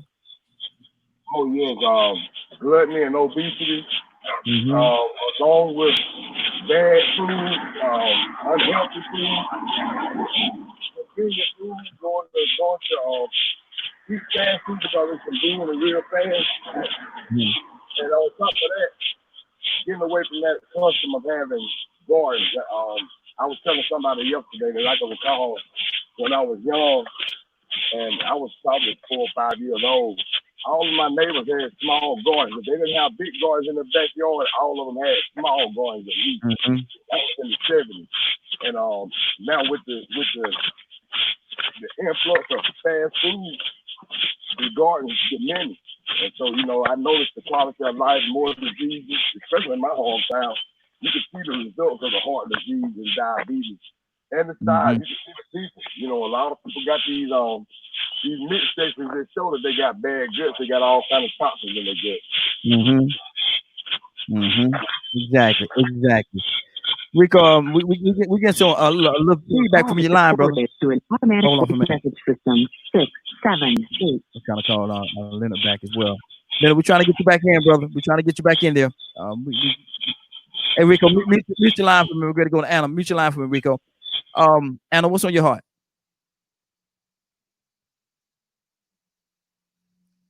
Anna? Hang on. I would like, if it's okay for me to read a Bible verse. Yes. And I want you guys to consider what we're talking about and what it means. And, if not, take the time to do your research to see what this means. So on Proverbs, Proverbs is my favorite book in the Bible just because it tells you and it shows you how to live your day-to-day life. You can read it in a month, okay? If you sit down and do that. Proverbs 23, 1 and 2. When you sit down to eat with a ruler, observe carefully what is before you and put a knife to your throat if you are given to appetite. So what does that mean? That means just watch what you eat, really. Do more research on what you think, because everybody interprets the Bible differently. So I don't want to, sway anybody anyway. But I do read my Bible constantly, and that came to my mind. I wasn't sure if it was Psalms or Proverbs, but it's something for you guys to think about. It's a mandate that our Father gives us. So shouldn't we have to follow what He says in all that we do? I really appreciate Kurt's honesty of I can't be that skinny. But see, in my case, there are issues such as I've spoken to a few people in the panel in the past. I'm not going to expose them out there, who have told me there's certain issues within my DNA that I do have to watch these things and watch them more and more as I age. And I'm a big person on, if this is what it takes for you to get where you need to get health-wise, just do it.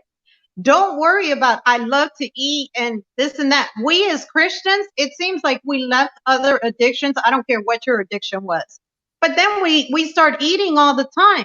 Sometimes, like I said, at church, I'll just eat a salad or little finger stuff that they have that's a fruit or a vegetable. Why? I don't want to keep gaining weight. I can talk about a Puerto Rican's DNA. We are shaped a certain way where gaining weight, it's not cute. You know what I'm saying?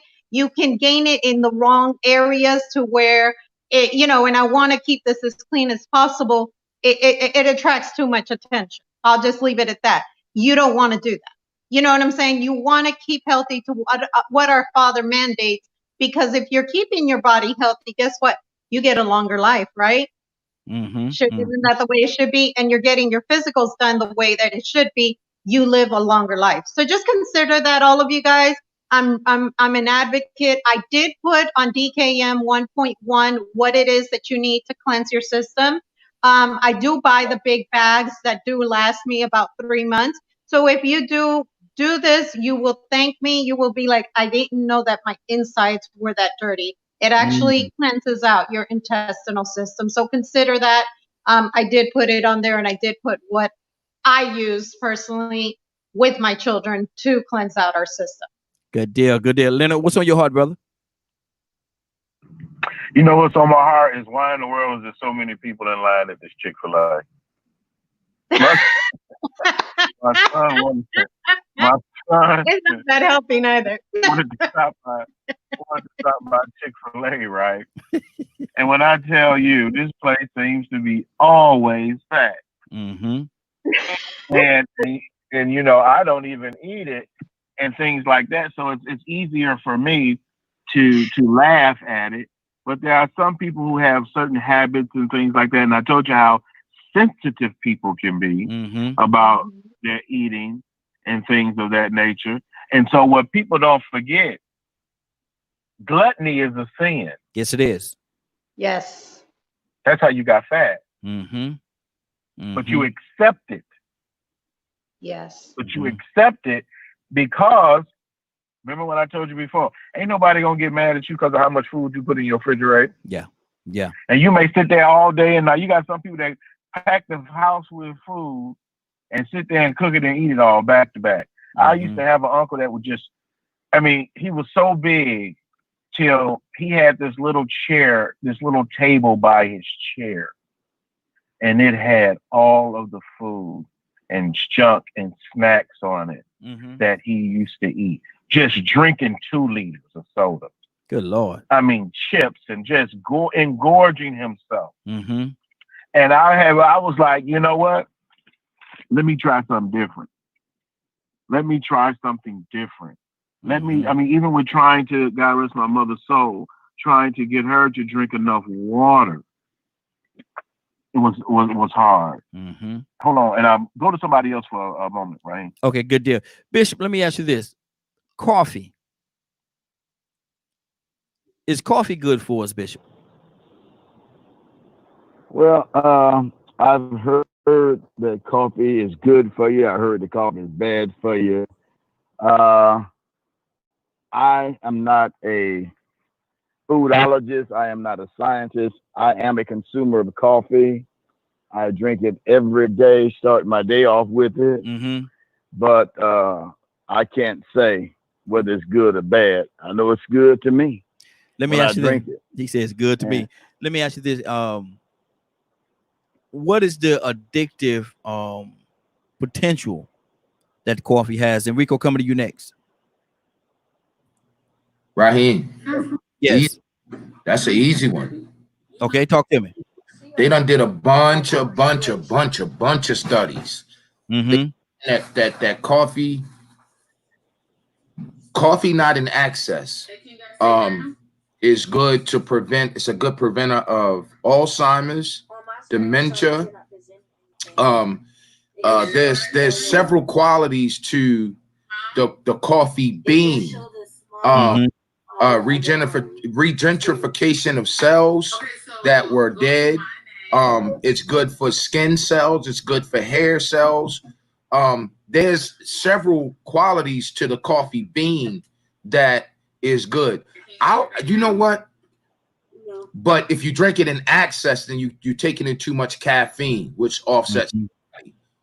But like for somebody to, you want me to tell you what I think the biggest danger of mankind is in terms of eating? Honestly, what's that? The microwave.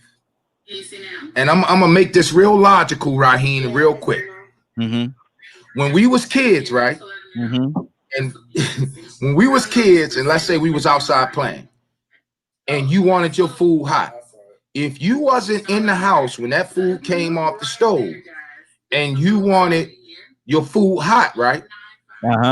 Correct me if I'm wrong. You had to wait 15 to 20 minutes to get it, right? If you want it hot, you had to heat it up. So you had to wait like 15 to 20 minutes to get it. Yeah. Now, somebody explain to me what is in a microwave that alleviates 14 to 19 minutes that will get that food so hot that it will scorch your mouth and you only cooked it for a minute. Radiation. Okay, so now, if you take that same level of radiation, you don't think that radiation is on that food when you pull it out that microwave?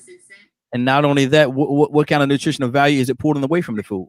Exactly. So now you think about it. Now you got that in a minute and you just put that in your mouth. You just absorb that radiation. Now I know from being a Patriot Missile Systems crew member that whenever we downrange, do you know that the Patriot missile has what they call a radar system? Mm-hmm. It's mandated that you cannot stand within 150 yards of the radar, in front of the radar.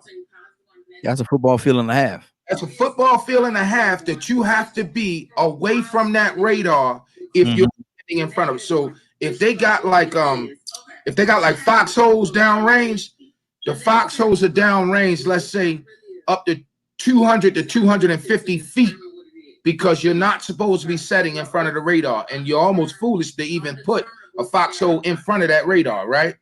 Mm-hmm. The radiation will cause sterilization, cancer, and all of these things. Now, if you notice with the push of the microwave, everybody went to the microwave. All of a sudden, you had higher numbers and cancer. You know what I mean? Yeah. Children's cancer. You know, people taking the bottle and putting the bottle in the pot to warm it up. Most folk, male and female, would just take that bottle, put it in the microwave for 30 seconds, right? Pull it out the microwave, suck it on their wrist, make sure it's not too hot, and then put it right in the baby mouth. I'm not saying that this is what it is. I don't want nobody to take that. But I'm just saying, I have never seen a study that said the effects of the microwave on the given communities that use the microwave. You know what I mean? Yeah. And it all goes back, Curtis, and we talk about this all the time. It goes back to economics, man. They just want that bottom line. Rico, what's on your heart, brother? I think it's all a sign of the times that we're living in, and the age here is the best. We live in a time of capitalism. Capitalism says this: you need profit and you need consumers. And that key word, consumers, they want us to overconsume as much as possible because people need to make as many profits as possible. So now, if you're uneducated and don't have the right structure and environment of people telling you what's important in your life as far as being healthy, eating properly, understanding proper weight and exercise, then you've already been taught to consume. Gang, get more. This ain't enough. You got commercials telling you to consume. You got TV commercials and still coming on back to back, making you want them at 2 in the morning when they're closed. But you can't wait till they open the next day because it's advertising. So it's like our eyes are being fixed to just consume and consume and consume. And too much of anything is a bad thing. Overabundance. So we are mentally ill now. So it's to the point where we don't understand what we are supposed to be putting first. Only thing we know is to just consume. And I look at that and say, okay, well, some of that is programmed through media, you know, us not knowing any better to watch the programming of media. But the other half of it is mental illness, because I've seen people, like one guy I know, I hate to bring up his name because he passed away about 2 months ago. And it's bad for me to say this. I didn't kill because he was about to take me up to get the killed a long time ago. But I saw the guy when he got out of prison, and he was like 200 pounds. He had lost weight 200 pounds. So in a month's time, he had put on 100 pounds. Good Lord. Even his son, his baby boys were way over obese. When this man died at 800 pounds. Good Lord. Put a regular casket on there. So I always wondered when I saw him, even though I disliked him, I despised him, I still wondered, did he think that was like a sign of vanity? And people would go to his house and laugh or talk about how he could put his food on his stomach and eat it off his stomach. He put his plate on it. I mean, he just used it. And he embraced it. He embraced it, you know, and so it just let me know that a lot of this is programmed by society and the time we live in because of capitalism, and then some of that capitalism has actually messed our minds up because we are so consumed with just having everything. You know, some of us want everything when it comes to money. Some of us are just addicted to the fast food and don't know how to stop eating. Till we're not hungry anymore, but we'll just stop eating. We can't eat anymore, so we want more. We want more. We want more. If you look at buffets, you got buffets, restaurant buffets. That only came around after a certain time. I didn't see those in the 70s, in the early 80s. But come to mind, you see buffets everywhere. And I found out myself how it works. You go in there and eat till you get sick. Good deal. Yeah, Rico, mute your line for me there, Rico. Mute your line for me. We're gonna keep this thing going. Anna, what's on your heart right now? And we got another caller. We're gonna go to the call in just 1 second. Can't hear you, Anna. I just wanted to go back to what you were asking about the coffee. I think one of the major components that does make it bad is the sugar that we add into our coffee. If you could, stevia is not good for you, okay? Do your research on it. People think it is. It's not good for you. What is the other ones? The sweet and low and the equal, that's not good for you.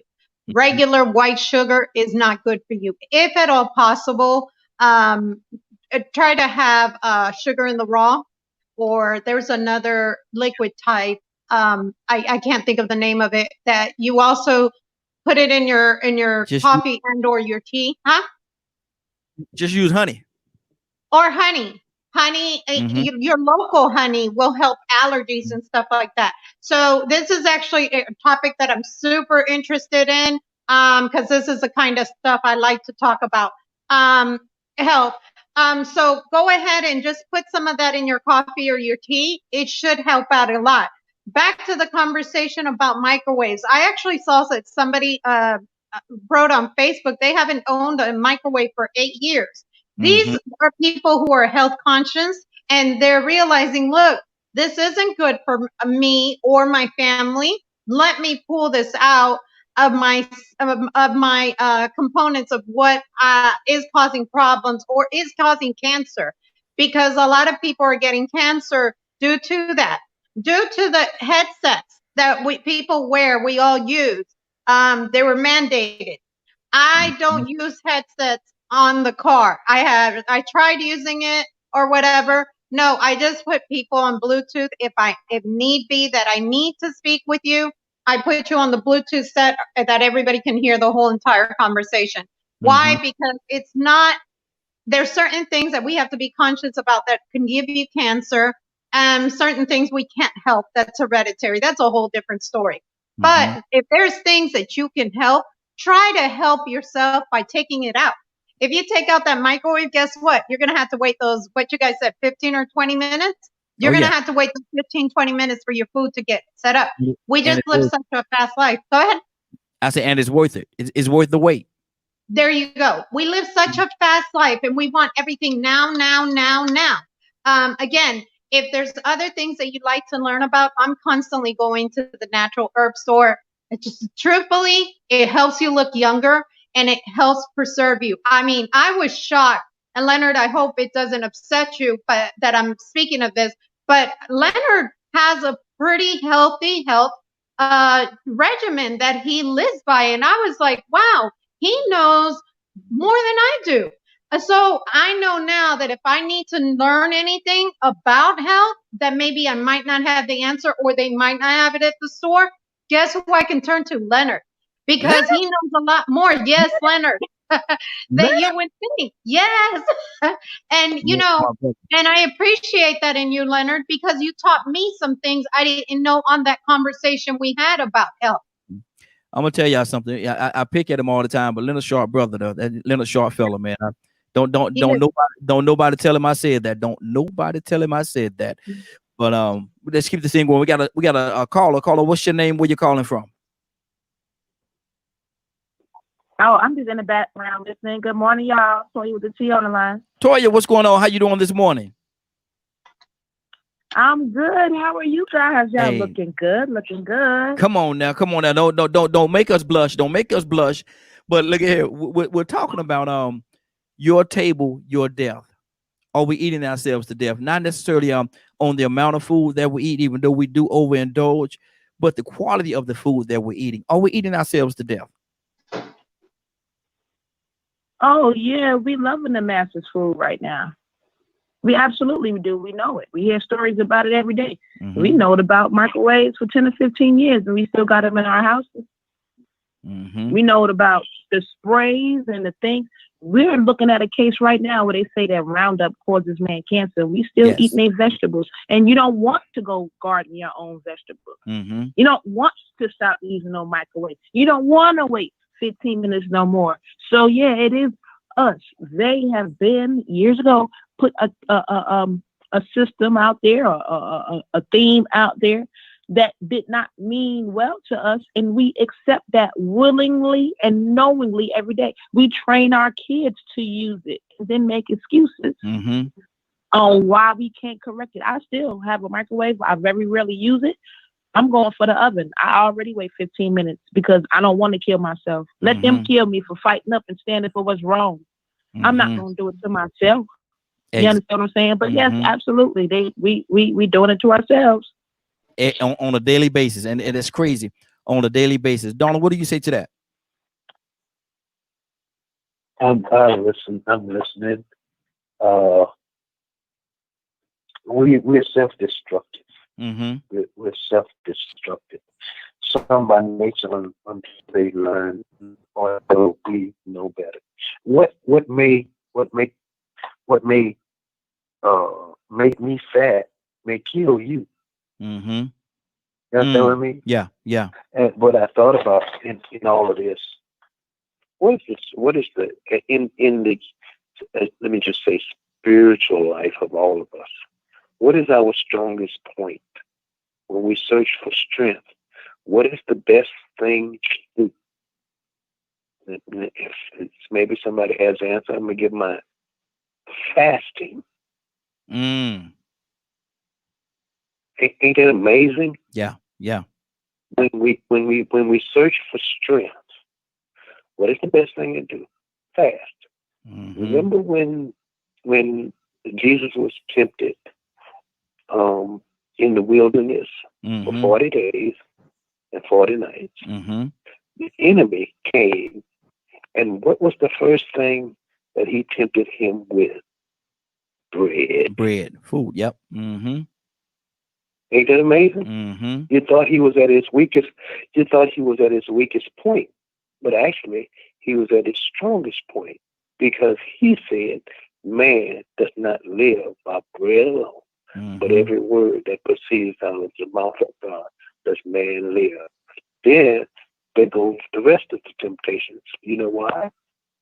The enemy tempts us with the same thing all of the time: the lust of the eye, the lust of the flesh, and the pride of life. That's all he does.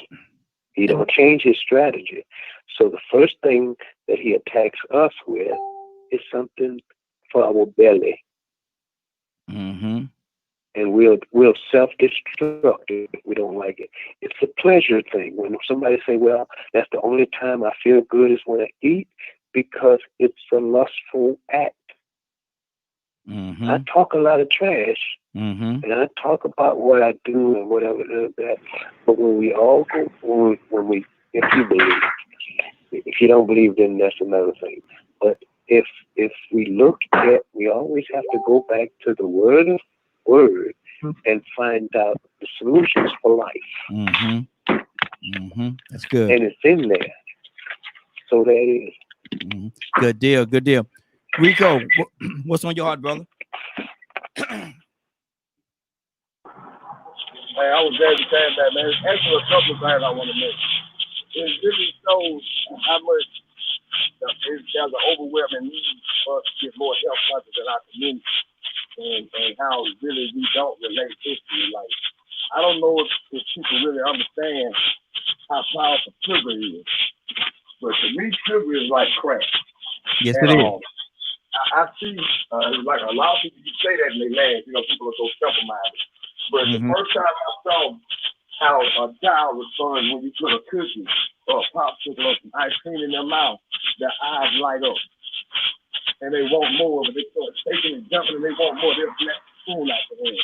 They don't even know how to hold a bottle, but they want that to escape from their mouth, and their emotions react to it and make them grab for it.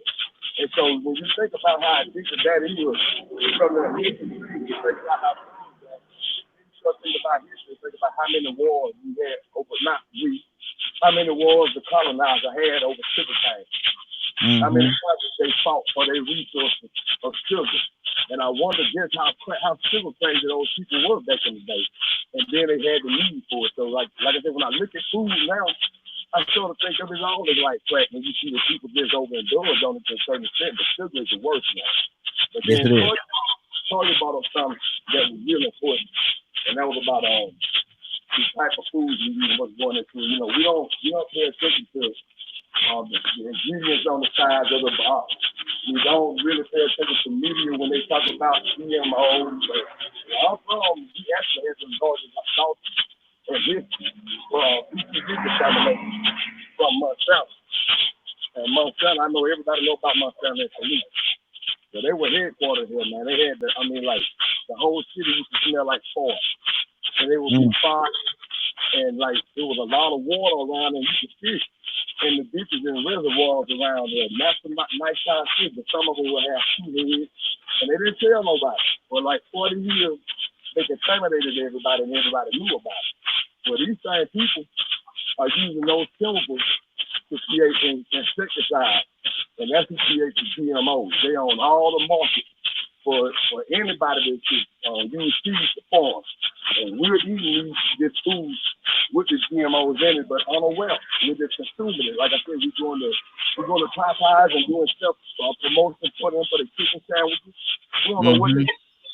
Exactly. I didn't eat that, but we don't know what they did. So it's just like we're addicted to consuming and just distracted in so many different aspects that health is on the backbone.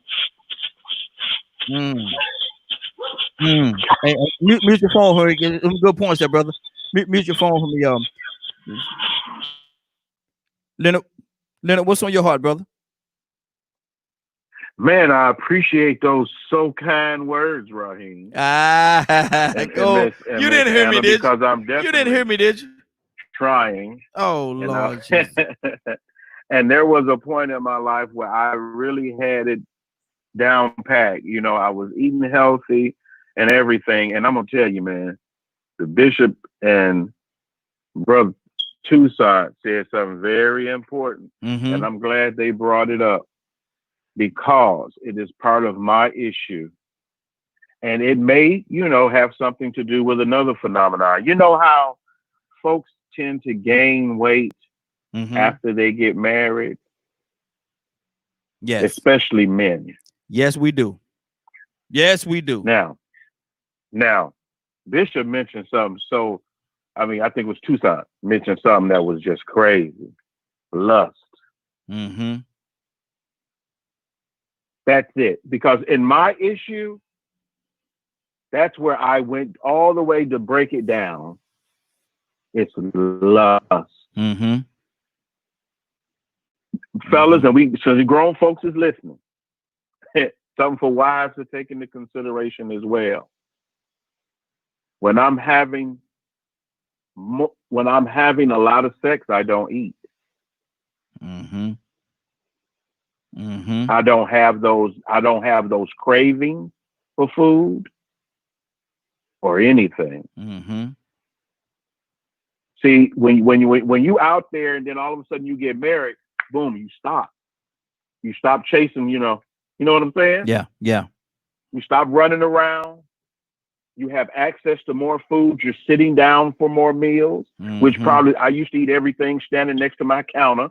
Every time I went out to eat, I ate the same thing at every. It didn't even matter where you want to go. It don't matter because I'm gonna have the same meal. Salad, and if they have salmon, I'm gonna have salmon on the salad. That's what I always ate. Even my wife would tell you when I first met him. He stands next to that counter. He eats his meal, walks away. Because I had to discipline myself. So I started to really eat a lot. The more you sit still, and especially those folks who have jobs where they just sit still. I was in we were making that good money. You be in that office space and you be sitting there, and boy, you just be eating. I was eating the ultimate feast meals every lunch, just engorging myself on food. And my wife got very sick, and we started, hey, we got to do better. We got to find those triggers that's causing us to be ill. Yeah. Because it was life or death type of situation. with illness. So you have to make these changes. Remember, I think I told you before in the broadcast, my weakest point in my faith is fasting. It's because of that food. Yep. Now, man, I can go 12, 24 hours, but 30 days? Unheard of. Now, let me go back to something Rico said. He was talking about the sugar and the addictive quality in sugar. What do you say to that? Well, a lot of folks don't even realize that sugar don't always come from the same place. My wife is from the South, so she's used to sugar coming from sugar cane. I'm from the North. A lot of our sugar comes from beet. Now, since I've moved in the South, I prefer raw cane sugar. Raw cane sugar, preferably if it's brown, you get it brown. Or if you want, you can actually go get the sugar cane from the market and they'll squeeze it and juice it for you right there. But it's up to you to find out better alternatives for you, not somebody else. Because the only time somebody else gonna mention a better alternative is when they're making some money. You understand? When they're making some money. Exactly. So one, and also if you realize with Africans, if you are around Africans a lot, they don't eat what you eat a lot of times. If you follow them in the market and see what's in their basket, they food not in your food that you eat not in their basket. No, really, no. If you even if you see them at a regular grocery store, because usually you see them at the market where they can get fresh food. Some people don't have, there are some complete societies, they didn't got these huge refrigerators and freezers where they just cramming food in them. They go get their food every day. And it has to be a certain way. Asians like one. If you're going to get a chicken, guess what? You go get a chicken. Yep. A whole chicken hanging up somewhere so you can see the head and the feet on it and everything. But see, you'll go to the store and get all the parts. Cut up. And things like that. And so one thing I shout out to my Seventh-day Adventist brothers. One thing they had down pat was their diet as it comes to religion. Because they're very healthy. They watch what they eat. We have a whole script there of the things that you can eat in the scriptures. But like Kurt even was talking about, as we have changed, our consumption have changed. People introduce new things in your diet. And I remember with my son, when he first went to eating that dye, these lumps would come behind his ears. Take away that food with the dye in it. Guess what? Lumps go away. Wow. Okay. That's good. So you have to be careful and try things and take little steps. That's what I'm doing. I've gotten to a point now where I can control my portions and everything. I don't just completely freak out as much on food like I used to and things of that nature. But I had to dissociate a lot of the mental things from why I was eating so much. Now, Leonard, what do you say? What do you say? What we were talking about earlier, and we're gonna pull some more people into the conversation. But I want to get your take on this. The young lady that was well over 600 pounds, and she said the only time that she felt good was when she ate. That's absolutely true. Matter of fact, if I'm mad, the quickest way to change my mood is to go get something that tastes good. If I'm disappointed, I make myself feel better by going to get something to eat. Now, you may go somebody else may go get a beer. Somebody else may smoke a little weed or what have you. But whatever it is, you're compensating some type of way. So that's why it was so much more important for me to get involved into these practices of meditation and everything, to stop what my mind was doing to myself. Exactly. And just for the record, y'all, I don't like the way beer tastes, so I won't get no beer. Just for the record, just to let y'all know, I don't like the way beer tastes, so I certainly would not get a beer. Beer is so nasty to me, but that I had to get. But there was a time in my life where I ain't know no better. I used to love it, but now I guess that taste has been taken out of my mouth, man. I can't stand the taste of beer. I just can't stand it. Tucson. Unmute your phone, brother. Donald Tucson, you there?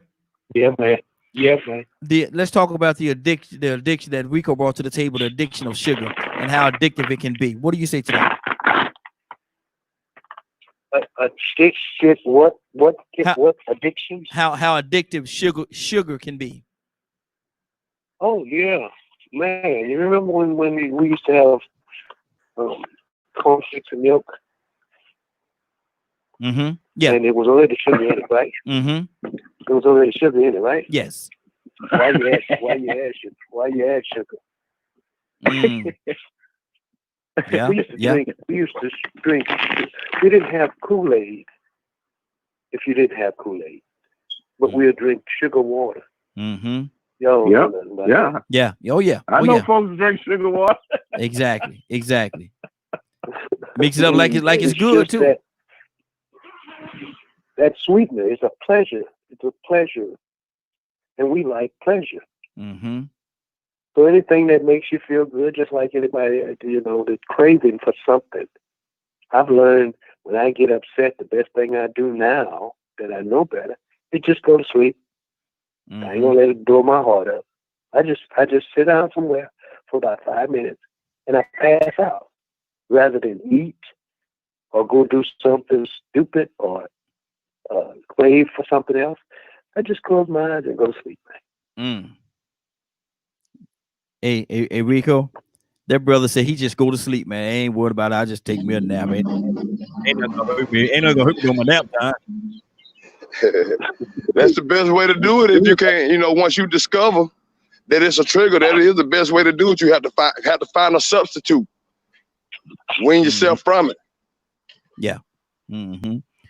And I was talking to somebody about I guess about a month and a half ago, and we was talking about sugar, and I see, man, it kind of looked like a meth or something like that. If you look at it, it looks. I don't know if people realize it or not. I just thought about this. Yeah. Sugar is the only, like I meet people sometimes. Some people like certain foods. Some people like certain ingredients.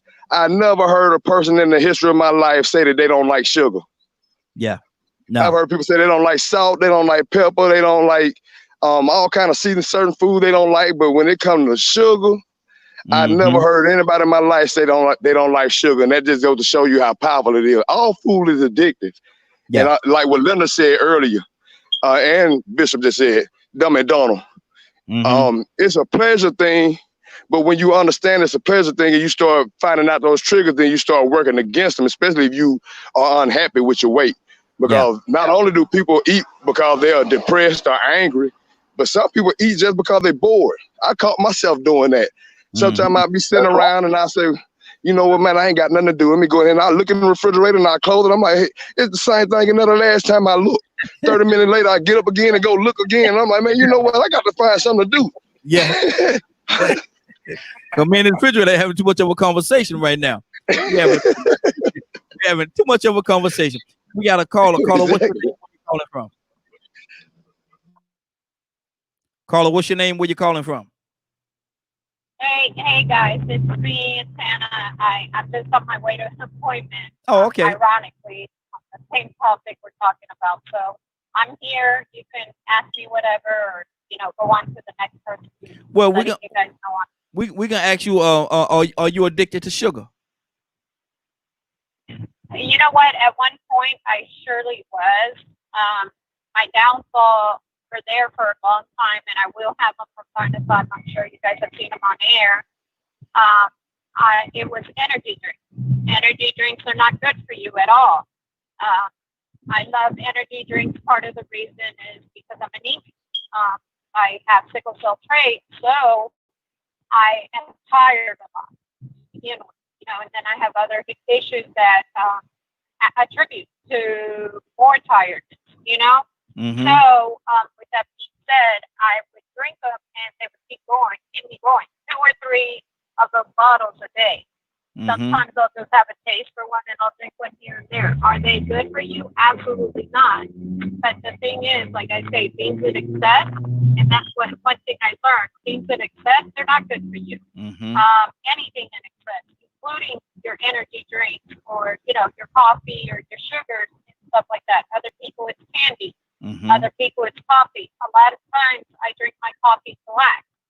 I might have packet of sugar to go with it from time to time. But I try to drink it black. If there's no sugar, then I'll just drink it black. You know what I'm saying? Mm-hmm. So even coffee itself can, what you mix it with. For me, I can't have milk, so I'm lactose intolerant. I don't do any type of milk on my coffee. So overall, I drink it black. Mm-hmm. Is it better for you? I believe so, it being black. But sugar can be addictive in more than one way. I've seen people that add sugar to their spaghetti, and they don't just add like a little grits and everything. They don't just add like a little pinch of it. They add like a whole scoop of sugar. That can't be good for you, But that's the way they choose to live. You can help nothing but educate them. There was actually somebody on Facebook who was educating people. I hope they go back to the post. And they were actually saying a lot of positive things. I don't remember their name off the top of my head, but they were actually saying a lot of things. Listen to people like that. Try to be around people that are actually giving you good advice. Mm-hmm. Because if we continue being around people that just like to eat and will eat anything, that's not going to take you anywhere. You know what I'm saying? But to underground and dying at a young age. I don't want to die at a young age. Like I mentioned earlier in the show, if there's somebody who has an exercise regimen to not push me like a trainer would, that no pain, no gain, let me know. Because, I'm not there. I need to slowly move on up. And let me know, and I will gladly try it out, So that's really all I have to say. Exactly. Leonard, somebody posted on the I think it was Toya that posted it. But it was saying that soybean, if you eat soybean, it causes erectile dysfunction. There's a lot of contributing factors that go into erectile dysfunction. Mm-hmm. I think if you have a diet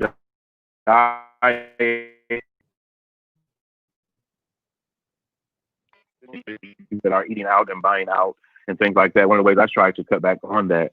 On soy products was I cook my own food most of the time. Mm-hmm. The majority of the time I always cook my own food, but it is definitely I believe an issue with progesterone, which is most of female hormone. Mm-hmm. And we all have a little balance. We have more testosterone, which makes us significantly more male. Yeah. And then you have women who have more progesterone. Mm-hmm. Well, soybean supposedly has a lot more of that female hormone. So much to the point that some people have been really trying to connect this to feminization. Wow.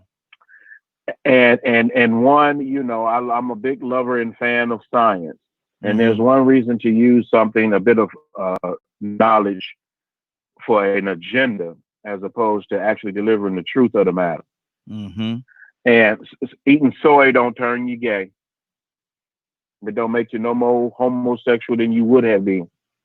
Mm-hmm. I'm just telling you, that's what the story people were beginning to push was that one, because in a study of plants, the plants were more feminized, that were exposed to more hormone. You're not a plant. Plants aren't homosexual. Mm-hmm. So you should not be consuming. You got to remember, if you're buying things, everything now pretty much has some type of soy, high fructose corn syrups, and things like that. Like they say, if you can barely read the package, you probably don't want to eat it. Yeah. Now, when the average person looks at a package, these people trying to starve me to death. But hey, that's the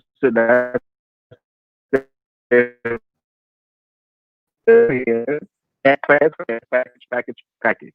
Mm-hmm. And we're consuming a lot more than that. But soybeans have soybeans are used for lots of different things.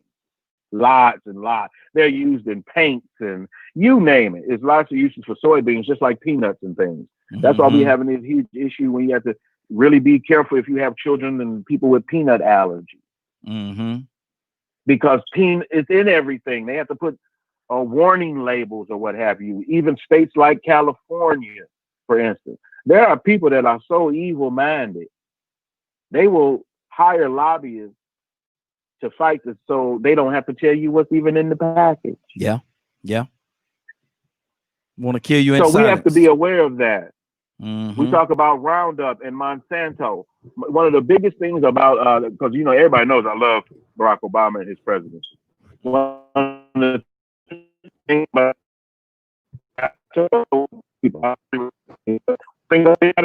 relationship with the Monsanto brand that does both these insecticide killers and everything, and they're behind a lot of hybrid seeds and things of that nature that are just really not in our best interest for consumption. Mm-hmm. Yes, they may produce a lot, they may bring things to market faster, but they're not good for us. Mm-hmm. Rico, let me ask you this question. And we have to be careful. Exactly. Rico, let me ask you this question real quickly, man. People tell me I'm kind of weird, man, when it comes to this. But I don't want to, I'm going country. I don't want to eat a fruit or anything like that don't have a seed in it. I don't want to eat it, man. Go ahead. I agree with you. But I have eaten food without seed in it. But at first when I was doing it, it didn't seem normal to me. But actually they made us feel like that was a great convenience to have. To be able to eat a watermelon and not have to fight with all those seeds. So you can just get that. Can you hear me? Yeah, you good? Yeah, to eat all that good watermelon and all that good cantaloupe and all that without no seeds. And everybody knows it can be a hassle to dig into that real good sweet watermelon and have to keep spitting seeds out. I mean, man, that's aggravating. So we look at it and think, oh man, they done did us a favor. They done came up with a way to grow these things without seeds, man. I got to have it. No, I got to have it. So now I could be more gluttonous and enjoy my addiction to food without any interruption. Give it to me. I want it all. You know what I'm saying? And so, I mean, like, we still don't realize that we're addicted to convenience. I mean, there's so many other things that's wrong with the food, but we really addicted to convenience. Mm-hmm. But, I want to go to this point I want to make, man. Like, I've been doing this exercise thing of walking for like 3 years, right? But about a year and a half ago, I kept having a problem with not losing weight in the places I wanted to. I couldn't lose it in the midsection. Them love handles wouldn't go nowhere. But Bluebell ice cream wasn't going nowhere neither. So I realized that what was keeping it on now was that ice cream that I kept eating on all that. I said, that's what that midsection is. And I'm so addicted to it that I still can't get rid of it, but I want to get rid of them love handles. So I said I might as well embrace them and just go and tattoo Bluebell across that bad boy, because it ain't going nowhere. I love ice cream so much. Leonard, did hear that down? I was saying to myself, it went out for a little bit, but hey, look, I'm right there with my man Rico. I used to love clothes and everything, and I noticed the larger I became, I couldn't buy off the rack like I used to, or what have you. Now I'm trying to get down to 20,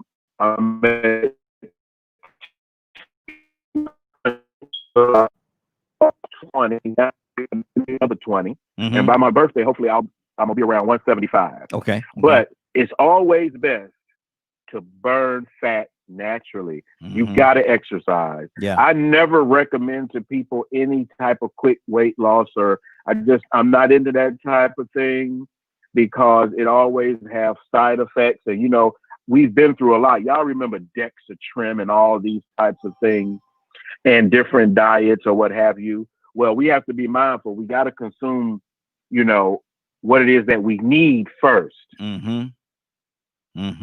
And even, I'm going to tell you, when I found out how sugar was affecting my body, I even stopped chewing gum. Yes, sir. Because remember when gum used to be made with sugar? Yep. Gum is not made with sugar anymore. And it hasn't been for a long time. I didn't know that. You just educated on something. It's killing you. And guess what? They take it off the market and bring it back as a new name. Y'all know what aspartame is. They got sodas that they completely took off the shelves, because remember Tab soda? Yeah. Remember it used to be called saccharin? Guess what saccharin is? What is it? Nothing more than aspartame. Now look on the back of every piece of gum that you buy. If it ain't aspartame, it's xylitol. The stronger stuff is xylitol. But there isn't even real sugar in the gum that you chew. Imagine how many pieces of gum some people chew. Yeah. Constantly, you know. Or, you know, just little things that may be contributing to certain ailments that you may be having. Try to get rid of those that may be causing you allergic reaction.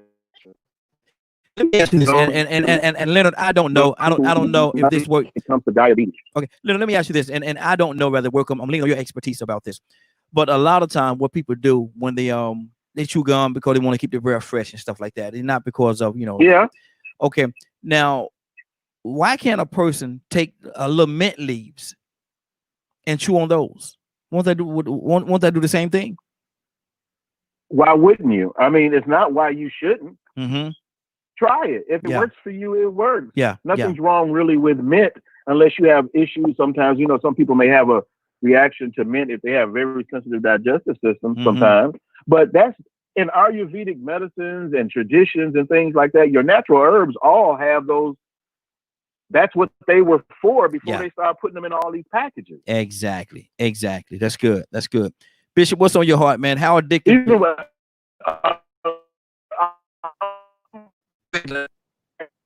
Leonard, you're breaking up a little bit on me, brother. You're breaking up a little bit. Okay, go ahead, Leonard. Can you hear me now? Yeah, I can hear you now. One of the things people were talking about coffee, and because I don't drink coffee regularly, but I do like it, and I like it if I'm going to have it black. But what was killing us around here is the fact that we was putting cream. She was putting cream and sugar and things, so she had to get rid of that. You can still have the coffee. Coffee is a good suppressant if you have a problem with a bad appetite. One thing I realized is that coffee suppresses my appetite. Okay. And so I would not eat as much. And also, I got coffee with chicory in it. Shout out to my man Tucson, because I know you know about community coffee. But it's the chicory in coffee that helps you as well. I used to chew on chicory root. And so now if I'm going to drink the coffee, I got coffee. That's why I drink the kind of coffee. Just trying to get good things into my diet. Practice with different vegetables. You may pick a vegetable to introduce to your kid and to your family one month that y'all ain't never had before. And ease your way into eating healthier. It's not easy. It's not. You don't think it's easy for one moment. It ain't gonna be as easy as running that microwave. Yes, but sir. The more you have to wait for food, the less you eat it.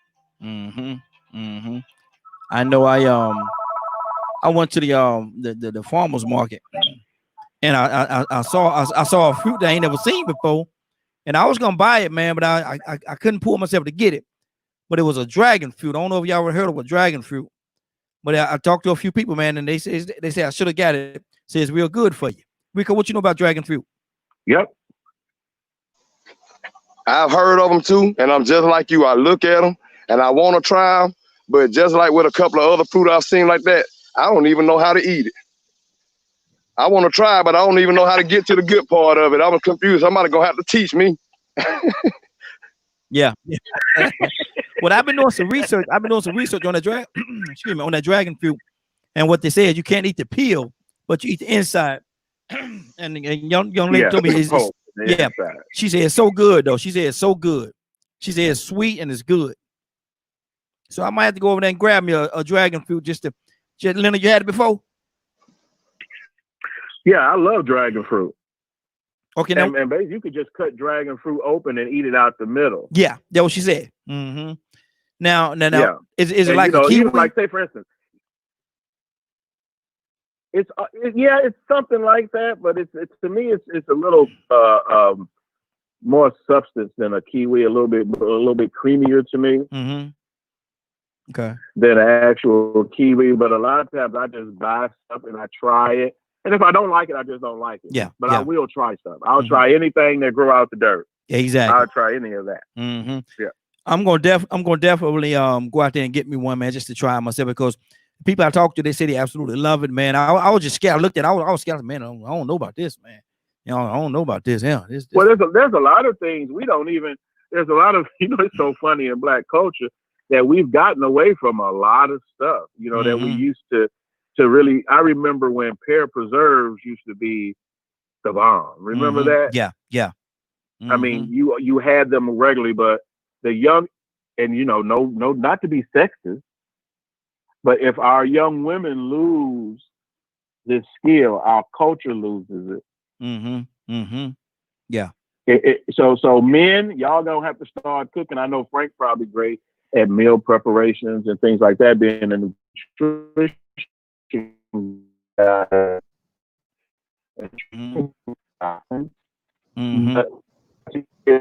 Is how to eat healthy. I think that's probably the thing that I like best about what my oldest son picks up on is that we try to eat cleaner. Yeah. So he eats cleaner, and like your kids when they were in school. I mean, I couldn't believe they put like these vending machines and things like that in school. Yep. When that first happened, why would you put a soda machine in a school? Crazy. And it goes back to economics.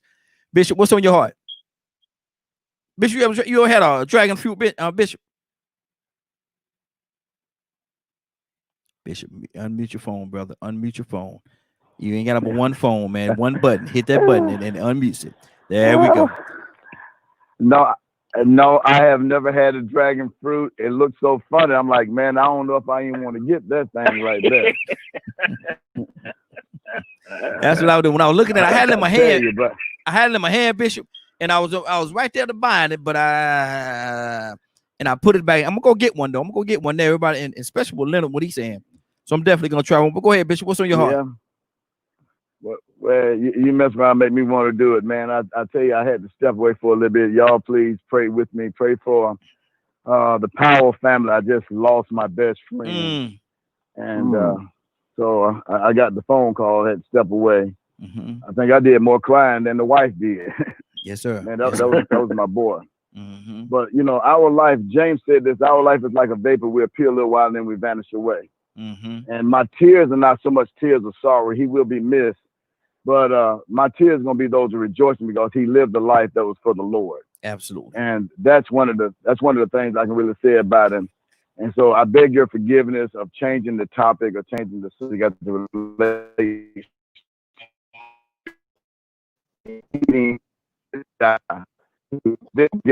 And then I would bring it in because I'm listening to Leonard with all his infinite wisdom. I love this guy, Frank as well, and Kurt. And everyone that gets up and speaks very well about Leonard. You better leave Leonard. You better leave Leonard alone. That's my dude. You talking about Leonard? Raheem, I really am. I'm gonna spare you, Raheem. Sparing. Hey, that's my brother right there, man. Hey, that's my brother, man. That's my brother. Leonard.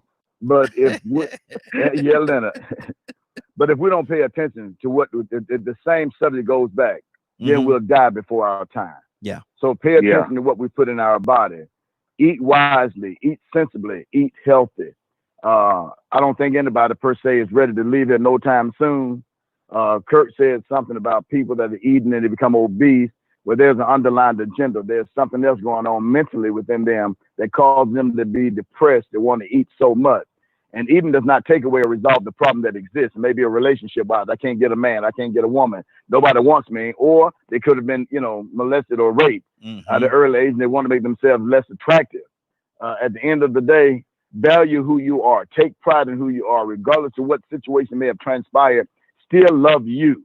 Still what you do. Still do what you need to do to maintain your well-being, both physically and mentally. Eating right, thinking right, being around the right atmosphere, the right people, DKM Media Group, and the associates, the people that get on this radio or this station each morning to convey a message to help those who are going through some type of situation, depression, oppression, bereavement, whatever the case is.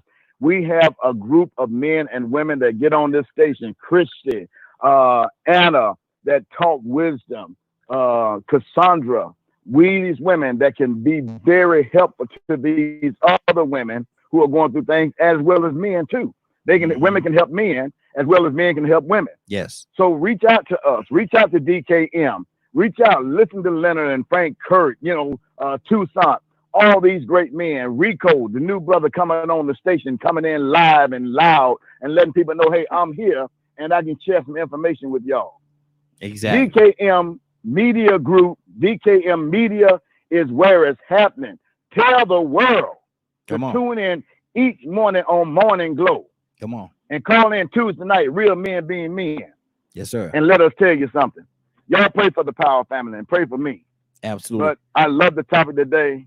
And if we don't eat wise, then we'll be going to somebody else's funeral too. Because they ain't taking pride in their own self. Exactly. Hey, Toussaint, you still with us? Toussaint, you there? Yeah. Okay. Yeah, I'm here. Okay, Toussaint, I need Bishop just hung up. I wanted you to pray for that brother, man. He just hung up. I want you to lead a prayer. We're going to find out the name and have you to pray for him. But what's on your heart? And everybody say a prayer for Bishop. He said the gentleman's name, but if y'all remember, definitely say a prayer. Powell. Yes, sir. I think so. Okay. I think so. Donna, you want to say a prayer for him? Hold on. He told me to call back. Hold on. He just sent me a message for me to call him back. Okay. So hold on 1 second. I'm getting him back on right now. But like I say, my thing is, man, I don't like to say I'm gonna pray for you. I like to pray for you right then. He's back on the line. Bishop, you there? Bishop, you there? Yeah, I'm here. Okay. I'm here. I instead of hitting mute, I end up hanging up. I'm sorry. It's okay. Toussaint, great to lead us in prayer. What's the gentleman's name and the family? His name is John Powell, and it's the Powell family. Okay. Donald? Okay. All right. Father, we come now, and we got to thank you because you're a God. You're our creator. You're the one that we live by your word and by your will. We give up the ghost, but we commend our hands to you, and we look to you, especially because your word says all things work together for the good of them that love you and are called according to your purpose. There are tough times in the good that you're doing in our lives, especially when we lose a loved one, someone we care for, someone that has implanted in our lives. So now, God, we come on behalf of the Powell family and the pastor. Now we don't really know a bunch of words, but we need your comfort and your peace and your joy and your long suffering, the hope that we have in you, because according to your word, this tabernacle dissolves. But we praise you because there's a building eternal in the heavens, not made by hand. You said that you're going to prepare a place for us. That's our hope of glory. That's where we get joy. That's where our peace lies. So in that, God, when we allow our works to follow, give us good work through our lives. So comfort the family, give them peace, comfort my brother, give him the confidence in knowing that you have an eternal plan, a master plan, that when it's all said and done, we still have the victory. We praise you. We thank you. We give you glory and honor. In Jesus' name, amen. Amen. Amen. Amen. Bishop, you okay over there? Bishop? Yeah, I'm good. I appreciate that prayer. Yes, sir. Yes, sir. I appreciate the prayer. I just can't help but think about it because he and I just had this conversation, and the wife called me, and I just said, and she didn't even know how to talk to me because that's how close we were. He was more like because of their age difference, he's not only a best friend, he was like a father to me. And he gave me some of the best advice. But no matter what I went through, this is what I look at a friend. He didn't judge me. He didn't condemn me. He said, I'm here for you. Yes, sir. And when I made that phone call, he was there. Raheem, he sort of reminds me of you because I can call you late in the midnight hour and you'll answer. Yes, sir. And you have some great words. And, you know, God always has a ram in the bush. So I lost him, but I got you. Praise God. And I love how you and I laugh at each other, how we pick at each other, how you pick at everybody. You don't discriminate. So Frank don't feel bad. Them don't feel bad. Y'all don't hear him when they talk to me offline. God have mercy. But he is real. Yes, sir. Yes, sir. And I thank God for you. I thank God for the DKM family, because they're my family. Frank tell you he love you in a minute. He ain't ashamed of it. Yes, sir. Leonard say the same thing. And I think we complement one another so well on this show. Different opinion, different views, and sometimes we may sound like we hide a mad. We ain't never mad at nobody. That's how we talk. Sometimes we're so passionate. Yes. Or so passionate about it. Exactly. I think Frank is the most coolest or calmest out of all of us. Me and Leonard and Kurt. I think us three on the same level. Don't get us started. We ain't mad, but God dogs, you know what? Hold on, I'm gonna tell y'all something. Y'all ain't seen this side of Rico now. Rico got some fire him now. Rico got some fire him. Oh yeah, Rico get down. Rico got some fire. Y'all ain't seen that side yet, but Rico got some fire in him. Well, I can tell because he's from Alabama, so I ain't worried about it. That's Alabama, Mississippi, Georgia. Don't mess with us. We may look nice. We may be some silver farm boys as y'all think, but don't fool yourself. Exactly. We know how to kill a hog. Let me see that. Hold on. We got a caller. Caller, what's your name? Where you calling from? Good morning. Good. Y'all on late today, right? Oh, we're going to 10. We're gonna change to 10 o'clock now. Oh man, I was to break the party up. And I thought I was doing something. My bad. And you call back at 10 o'clock. Hey, I'm glad you called. Tell everybody who you are, brother, first before I start asking you questions. Neil. Yes, sir. Tell everybody. Hey, this is Mr. Neil for the Mr. Neil Show every Thursday night from 6:30 every 6:30 we're there every Thursday night. Yes, sir. Yes, sir. Man, we're going on 4. We'll be 4 years in November, Doctor. Yes, sir. Absolutely. Hey, we got to do something. We got to do something, bro. We got to do something. We definitely got to do something. Oh. I want to ask you a question, though. I want to ask you a question, man. We're talking about your table, your death, and we're talking about how we're addicted to food. Not necessarily about how much we eat, but the quantity and or the lack of quality of food that we eat. Are we eating ourselves to death in this country right now? Oh yeah, I mean, in so many ways. I mean, even from what we take in from the media, from the pulpit, all the way down to your table. And I say because we have to look at those three things because those three things are pretty much the function of everybody, especially now that the COVID-19 is going on. We have this pandemic, and we really and truly need to step back and analyze ourselves, take our own. We got to take our own inventory.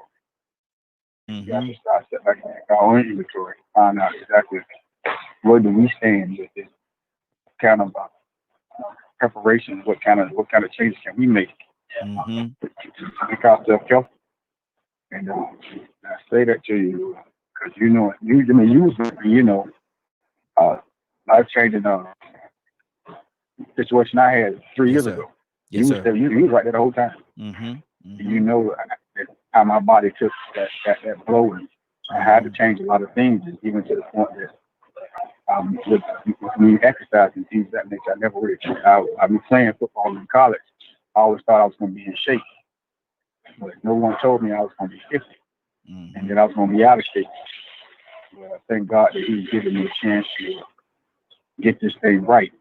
You have to stand there. So I definitely believe that we're taking it from also different angles, but I think that you have to sit back and understand it. Even for me, I learned during the process that black men can't process protein like other people. That was one of the reasons why prostate cancer runs so rampant in the black community as well as black males. Protein that we're consuming attacks the prostate. Wow. I tell everybody. I'm evident of it. That's why you don't see me eat a lot of meat, because I can't process. Okay, hold on now. Hold on. Beans too, though. Beans has a lot of protein in it too now. I ain't say I eat beans. I'm telling you about meat. I'm a carnivore. I ain't saying about no beans. Okay. Okay. Okay. I need some of the bone in it. Yeah. But the same token, I have to be mindful. That's why I try to eat meat once a day. Yeah. If it's that much, I have got substitutes like meats and things that and incorporate in my diet. So there's certain things that if I hadn't had that scare, I truly believe that I would have never known how bad my body was and how much I was damaging it. Like, I'm going vegan? No. Because there's some pros and cons with vegan. I got a lot of vegan people that I know they're very sick of. Okay. Like certain proteins and certain vitamins that they're going to consume. So, do I think that, God, I tell people, God bless you, do what you feel like you need to do. But for me, I'm going to have something on my plate. Be some moo or cow, honk or something. That joker said, Mr. Moo. That joker said, Mr. Moo. Hey, Rick, I need to tell you something, man. And I'm glad you're here, man, because I got a fella that said that when he come down here, man, he was gonna have to get you. He said when he come down here, he got to get you. Kurt, you there? Yeah, I'm back, brother. My apologies, man. I had about 2 things going on at the same time, man. And had to debrief, had to give a debrief on these houses I run, bro. So, you know what I mean? My bad. Yeah, no, you good. Minister Neal had you on Spiritual Talk with Minister Neal the other night, man. Y'all did a fantastic job, man. But I heard you say something about you was going to get that brother when you get here. Now he on the line. Do you want to tell him something? I already told him, but I'm coming to get you. He already knows, but I'm going to get you. Wait a minute now. What I got to do with this? Because see, listen, you got protons, you got neutrons, and then you got electrons. you understand? They bounce off each other. So see, y'all were bouncing around, and you catalyst that caused for them to start bouncing. But see, you ain't tell the electron that the proton and neutron had other plans. Okay. Look, man, y'all got me the other day, man. Y'all got me the other day. But I love Minister. You know what we said on the phone. Like, don't try and switch that up. Hey, he's switching up. He's switching up. He's switching up on me. He's switching up. But listen, Kurt, let me ask you this. I think I might ask you already. We're going to get out of here. We only got 4 more minutes, but I want to touch on this, man. The addiction of sugar. We spoke a little bit about it earlier. How addictive is sugar, Kurt? Oh man, sugar is you know what? I've always believed 2 things.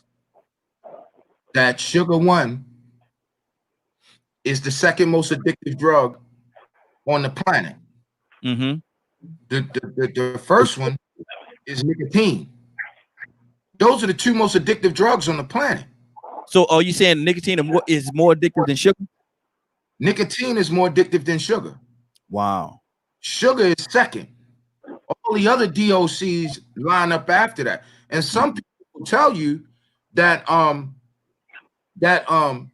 of the other drugs, one of the most addictive qualities in the drug itself, i.e. cocaine, heroin, marijuana, some people will tell you that it releases endorphins that give you a sugar-like response.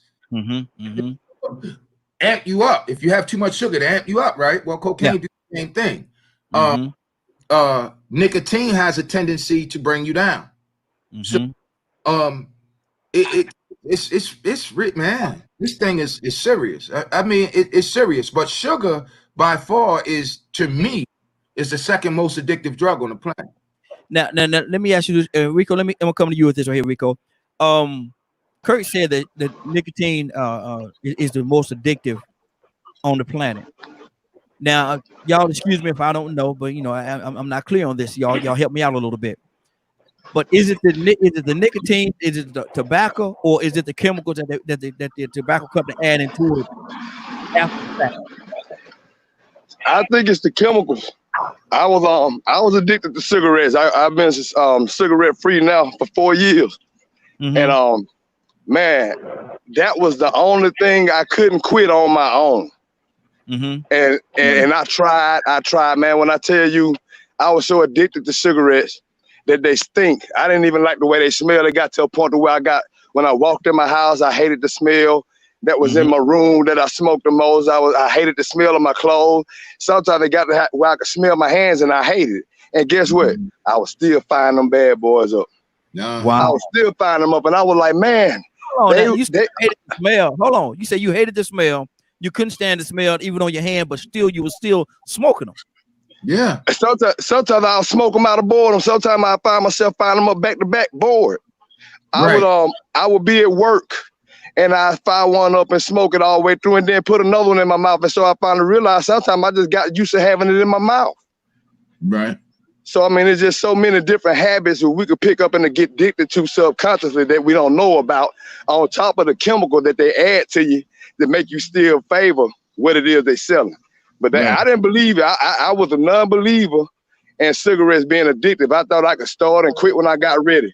But then when I finally got to where I wanted to quit, I had to get me some help. I had to go and get me some patches.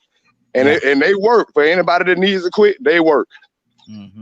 Hey, you know what, Raheem? And what it's funny Rico say that, because you know there's been a couple studies to prove that, you know, the filter on a cigarette has tiny fibers of fiberglass. That's how they get it into the system so quick, so that it becomes addictive, because the little small fibers that's in the filter cuts your throat. So when it cuts your throat, the nicotine is going straight into the system, almost like a needle. So boom, and once you get it in, you know what I mean? Like somebody concocted that whole thing, man. Somebody. There's a movie out there with it's either the dude that played Wolverine or the other European dude that he was a major executive for, I want to say, Philip Morris, and blow the whistle, and they kill him because he was going to blow the whistle on the fact that he's the reason why the cigarette pack has surgeon recommendations on it. It's because of him, because he blew the whistle, because they knew. And it goes back to what we was talking about earlier about, okay, listen, people are putting things in their body, but as a business person, you're responsible to tell people if you're giving them something that could kill them, because they knew that the byproducts that was going in the cigarettes would kill folk. They knew it. And they put it out there, and they still did advertisement to make it seem like, you remember we was growing up, you remember we used to watch TV and Camels had a commercial. Yeah. You know what I mean? Cools had a commercial. Newport had a commercial.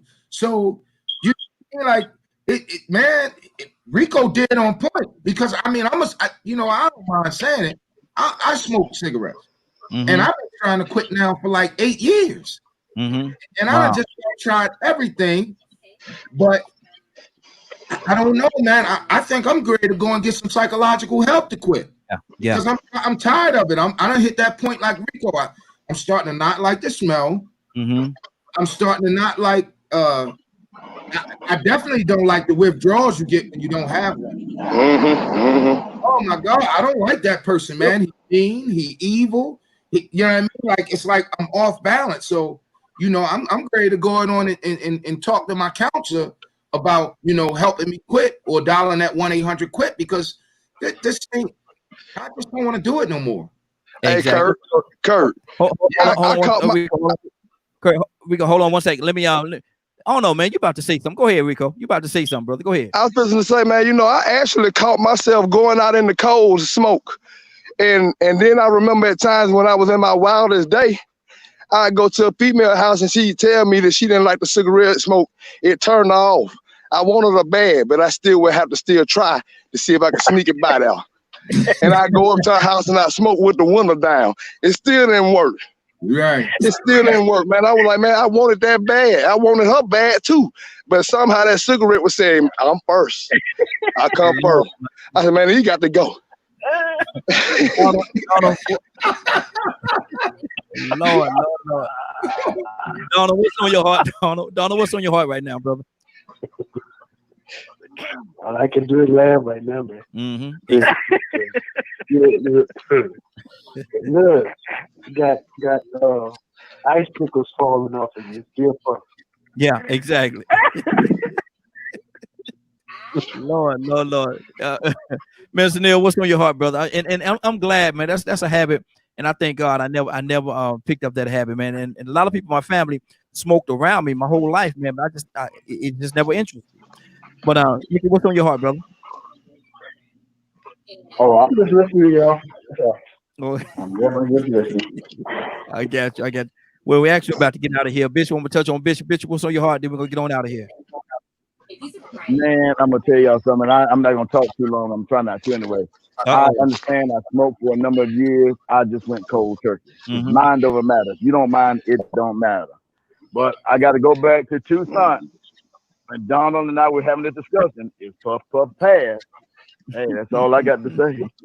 Now, hold on. Now, you talking about cigarettes? You talking about the right hand cigarette, left hand cigarette? Which one you talking about, man?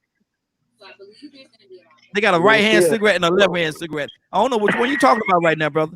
It's like you don't think the whole conversation. Don't even worry about it. Okay. Tucson know what I'm talking about. Don't worry about it. Okay. Don't worry about it. Hey, Leonard, I think he done switched hands on me. I ain't got nothing to do with that. That Acapulco artichoke.